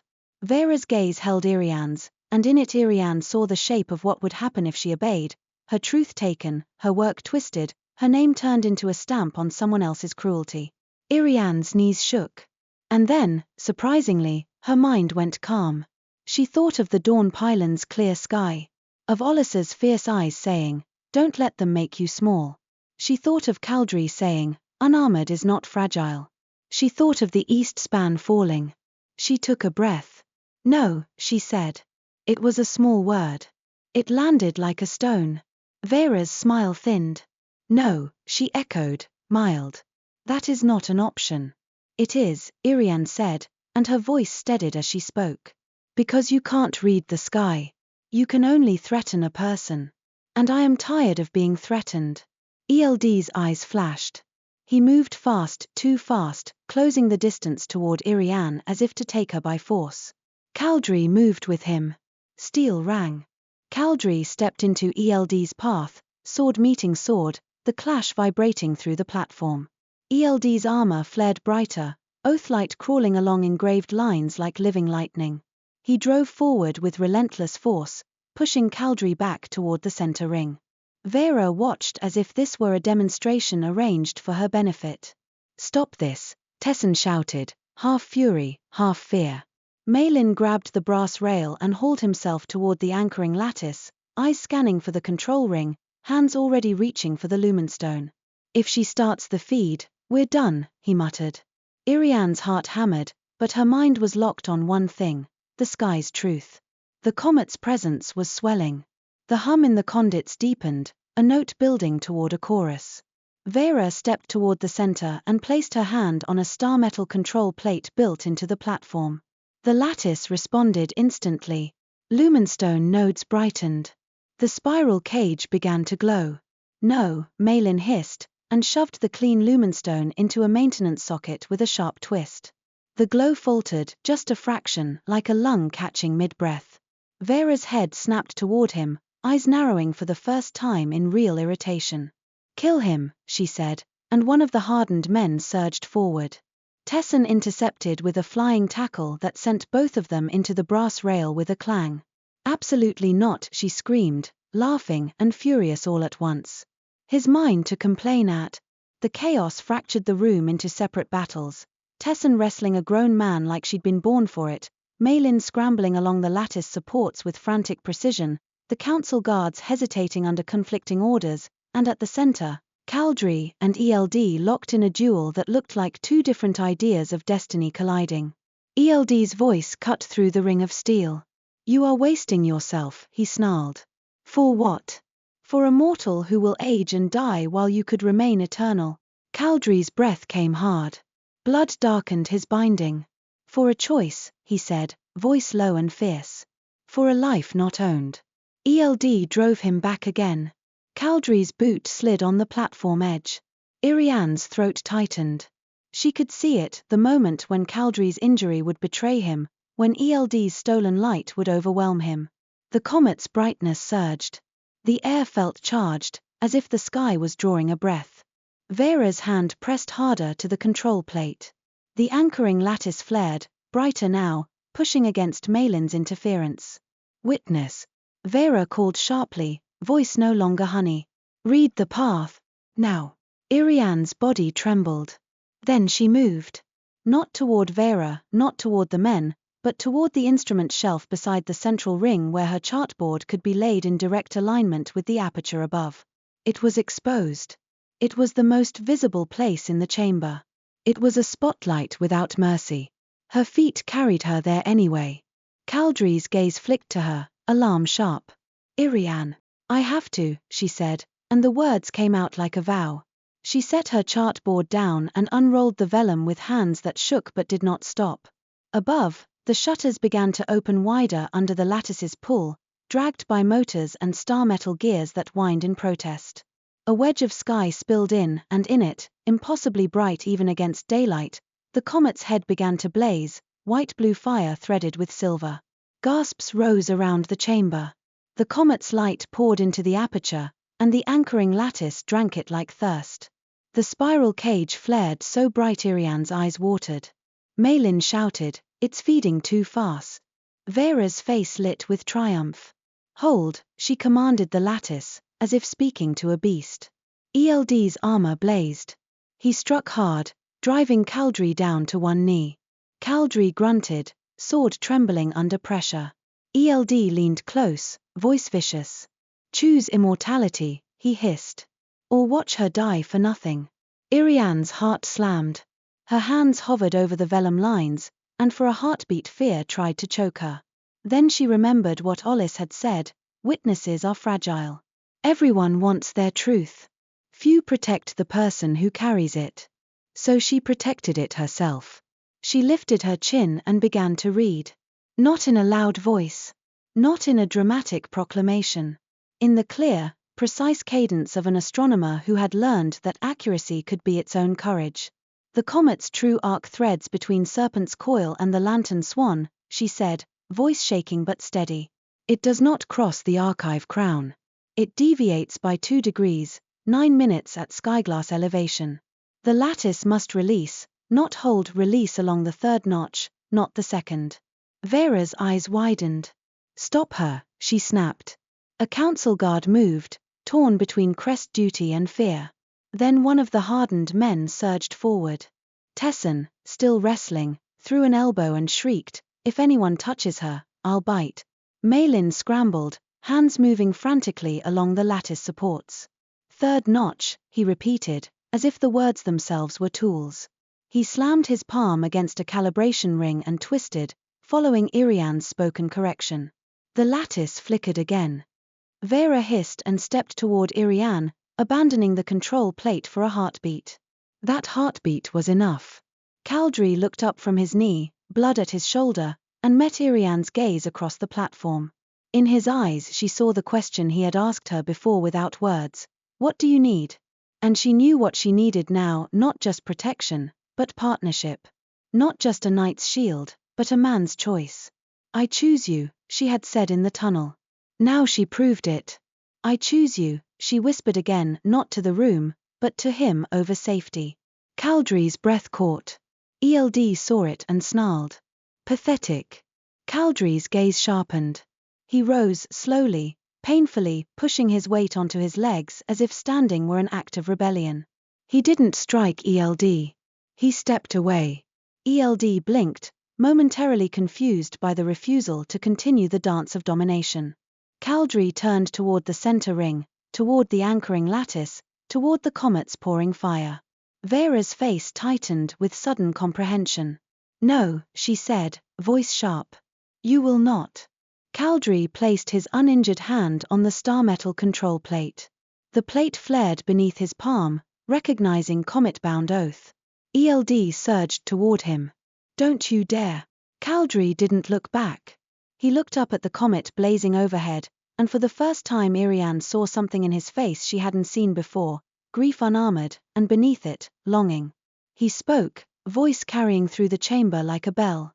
"My name is Caldrae Soven," he said, and the words rang with a strange, painful clarity. "Not the comet's blade. Not the oath's tool. Mine." The anchoring lattice screamed. Not an animal sound, but a vibration, metal protesting as rules were rewritten. Oathlight flared around Caldrae's armor, crawling along engraved lines like fire searching for fuel. ELD shouted, furious and afraid. "You can't, without the oath you are nothing." Caldrae's voice was quiet now, but it cut deeper than any shout. "Without the oath," he said, "I am a man." He pressed his palm harder to the control plate and traced the constellation, not the one that bound, but the one that released. Iriane recognized it from the margins of her oldest atlas, a spiral opening, a path unhooking. The lattice's spiral cage shuddered. Malin, eyes wild, yelled, "Now release it." Iriane's voice rose, not loud, but unwavering. "Release along the third notch," she said again. "Let it pass." Caldrae's hand moved. The anchoring lattice broke its grip. Comet light poured through the chamber in a flood white-blue brilliance that made shadows vanish. For a heartbeat the world was only light and ringing metal and the sensation of every breath being watched by the sky. Then the light shifted, not trapped, not forced, but channeled. The conduits along the walls ignited in a controlled pulse, spreading outward like veins refilling with clean blood. The hum deepened into a steady note, no longer a cough, no longer a shriek. Outside, beyond the crown, the sky bridges answered. Iriane felt it through stone, a vast, resonant settling, as if the city itself exhaled. The anchoring lattice dimmed, no longer a cage, now a conduit. Vera's plan, her weapon, had become a release mechanism instead, the comet's power moving onward into the network rather than being nailed into her fist. Vera staggered back, face pale with rage. She began, and for the first time her voice cracked. "You ruined it." "No," Malin panted, hands shaking, staring at the stable glow. "He fixed it." ELD stood frozen, armor flickering wildly. Without the anchored feed, his oath light sputtered like a flame starving of air. His eyes widened, not with anger now, but with something close to panic. "You broke the oath," he whispered to Caldrae. "You broke it and you lived." Caldrae swayed. His armor's engraved lines went dark, one by one, as if stars were being extinguished. He inhaled sharply, like someone taking a first breath after being underwater for centuries. Color touched his face, faint but real, a warmth that hadn't been there before. He was still standing. But he looked different. Less like a legend. More like a man. Vera's gaze snapped to the conduit walls, to the stable pulse running outward. Her mind recalibrated with ruthless speed. "Seize them," she said sharply. "All of them. They have committed treason." The council guards hesitated because the room itself had just proved something. The hum was steady. The light was stable. The bridges were not screaming. And in that hesitation, Olis Wren's voice rang from the stairwell behind them, hard and clear as struck steel. "Treason," Olis called, stepping into the chamber with her braid tight and her eyes burning. She held a ledger in one hand and a star metal strip in the other, both raised like evidence. "The only treason here is yours, Vera Morno." Iriane's breath caught. "Olis." Olis didn't look at her yet. Her gaze was locked on Vera with a fury that had been waiting a very long time. "These towers record tampering," Olis said, voice carrying. "Starscript signatures. Alignment scars. Rekey marks. Skyglass. Dawn pylon. Tarn Helion." She slammed the ledger onto a brass rail, pages fluttering. "And Meridian crown." Malin stared. "You brought the station ledger." "I brought every proof that could be carried," Olis snapped. "And I brought witnesses who can read it." Her gaze flicked to the council guards, and her voice dropped into something cold and official. "If you wear the crest and you care what it means, look at the conduits. Look at the stable pulse. Ask yourselves who just saved your city." The guards shifted, uncertainty turning into something else, doubt about Vera, and fear of being on the wrong side of truth when it finally grew teeth. "Tessin," panting and bruised, wiped blood from her lip and pointed at Vera with theatrical disgust. Also, she's awful, she announced. Just in case anyone was on the fence. A few of the guards, actual councilmen, almost smiled. Almost. Vera's face hardened. You have no authority here, she said to Olis. You are a relic. Olis smiled, sharp and tired. So is he, she said, nodding toward Caldrae. And yet the bridges are still in the sky. Vera's eyes flicked to Caldrae, narrowed. In them, Iriane saw calculation return, new paths to control, new ways to salvage power. But the room had changed. The comet's blaze overhead was now a shared reality, not a private weapon. And the steady hum through the conduits was proof that couldn't be shouted down. The council guards moved not toward Iriane, not toward Caldrae. Toward Vera. Lady Morno, one of them said carefully, hand resting on his sword hilt, you will come with us. Vera's expression went very still. For a heartbeat, it looked as if she might command the world to obey anyway. Then her gaze slid to Eld Varin. Eld stood trembling, oathlight sputtering along his armor. His face was pale. His eyes locked on Caldrae, not with hatred now, but with something raw and exposed. You chose, Eld whispered. And the sky listened. Caldrae's voice was quiet. You can choose too. Eld's throat worked.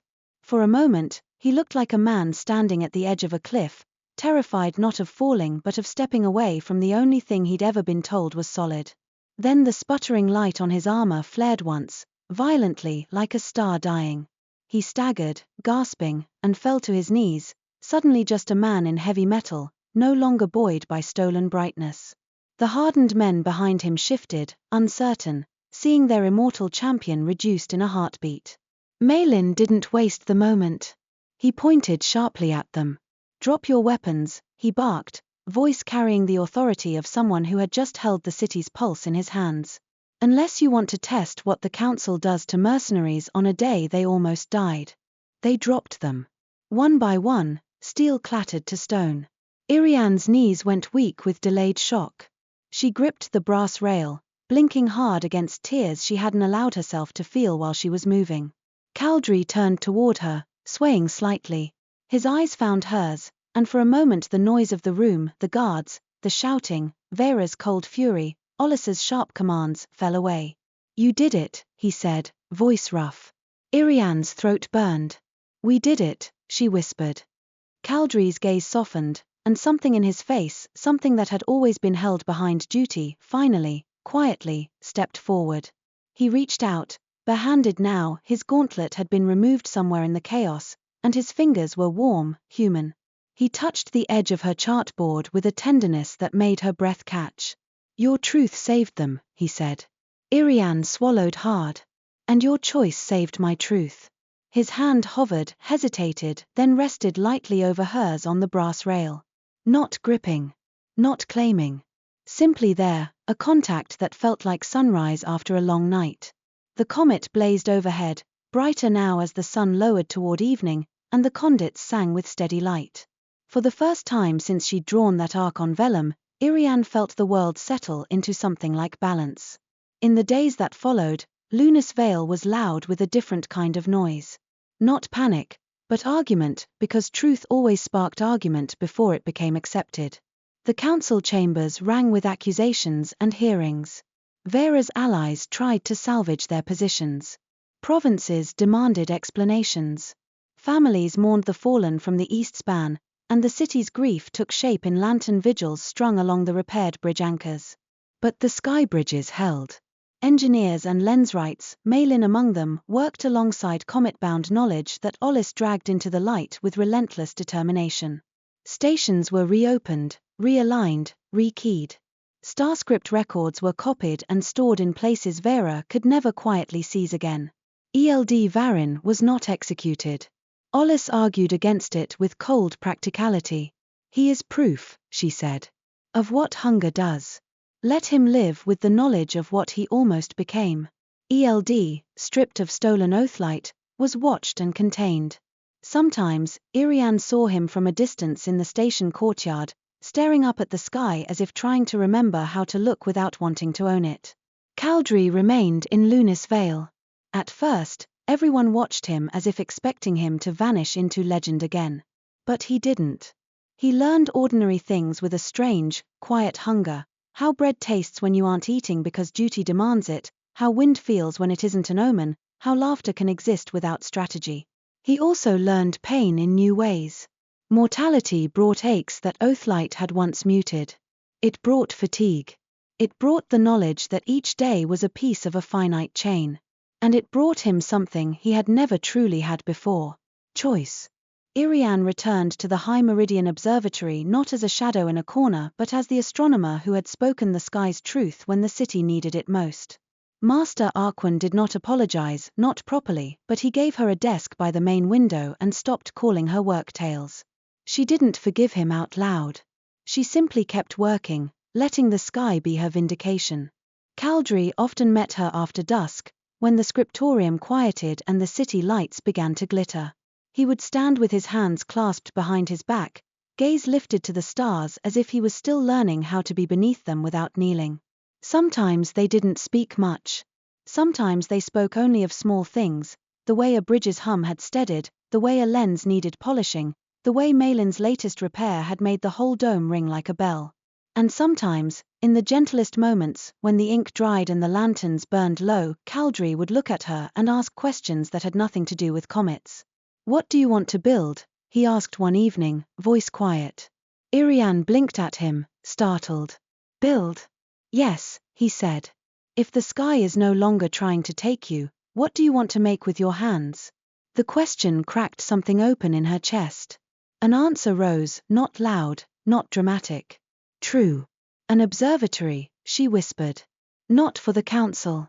Not for war. For truth. For anyone who wants to learn the sky without being afraid." Caldrae's gaze softened. "Then we will build it," he said.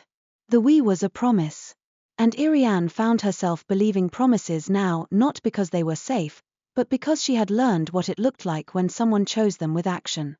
When Caldrae asked her to marry him, he did not do it in the council hall or under the observatory dome where everyone could watch. He did it on a quiet skybridge at dusk, when lanterns had just been lit and the river far below reflected a thin ribbon of fading gold. The bridge hummed steady beneath their feet. Iriane's hands were cold in the wind. Caldrae's were warm as he took them, barehanded, human. He didn't kneel like a storybook knight. He simply faced her with an honesty that made her breath catch. "I cannot offer you immortality," he said, a faint, wry edge in his voice. "I cannot offer you safety without struggle. But I can offer you my life, every ordinary day of it, freely given." Iriane's eyes stung. She tried to speak and failed once. Then she managed, "I don't want to be safe if it means being unseen." Caldrae's thumb brushed gently over her knuckles, a quiet tenderness that still startled her. "Then be seen," he murmured. "With me." Iriane looked past him to the city lights, to the repaired spans arching like luminous ribs across the air, to the sky above, vast, indifferent, and yet somehow less frightening now that she had learned she could stand beneath it and speak. She looked back at him. "Yes," she said, voice trembling with joy and fear and the clean certainty of a chosen path. "Yes." They were married beneath a winter-clear sky in the courtyard of a restored station tower, not Tarn Helion, which remained sealed and solemn, but Dawn Pylon, where Olis stood with arms crossed and eyes suspiciously bright, pretending she was only there to ensure no one misaligned the lanterns. Malin wore his best coat and complained the entire time about the cold and the terrible sentimental atmosphere, while still adjusting the brass lantern hooks until they hung perfectly. Tessin cried loudly and unapologetically, then laughed at herself and declared she'd fight anyone who called it embarrassing. Caldrae wore no armor. He wore simple dark clothing, a star metal band at his wrist as a reminder rather than a chain. When he took Iriane's hands and spoke his vows, his voice did not carry the old oath cadence. It carried something softer. Something chosen. Iriane spoke her vows in the same clear, precise tone she used to read the sky, because she had learned that gentleness could be strong, and that quiet truth could reshape worlds. Above them, the stars held their patient positions. The comet was gone again, moving on into its long dark path. But the bridges it had steadied remained, humming softly across the city like a promise kept. Later, when the guests drifted away and lanterns burned low, Iriane and Caldrae stood together on the station balcony and looked out over Luness Vale. Wind tugged at Iriane's hair. Caldrae's shoulder was still healing beneath his coat, but his hand was steady as it rested at her waist, warm, human, real. "What now?" Iriane whispered. Caldrae looked at the city, then at the sky, then back to her. "Now," he said softly, "we live." Iriane's throat tightened. She leaned into him, resting her forehead briefly against his chest, listening to the steady beat of a heart that belonged to no oath but his own. Below, the sky bridges shone, stable, bright, and full of footfalls moving safely toward home. And above, the stars watched without judgment as two people who had once been small in different ways, one hidden by shyness, one hidden by duty, stood together, married, and looking forward to a future they had chosen like a true path read aloud.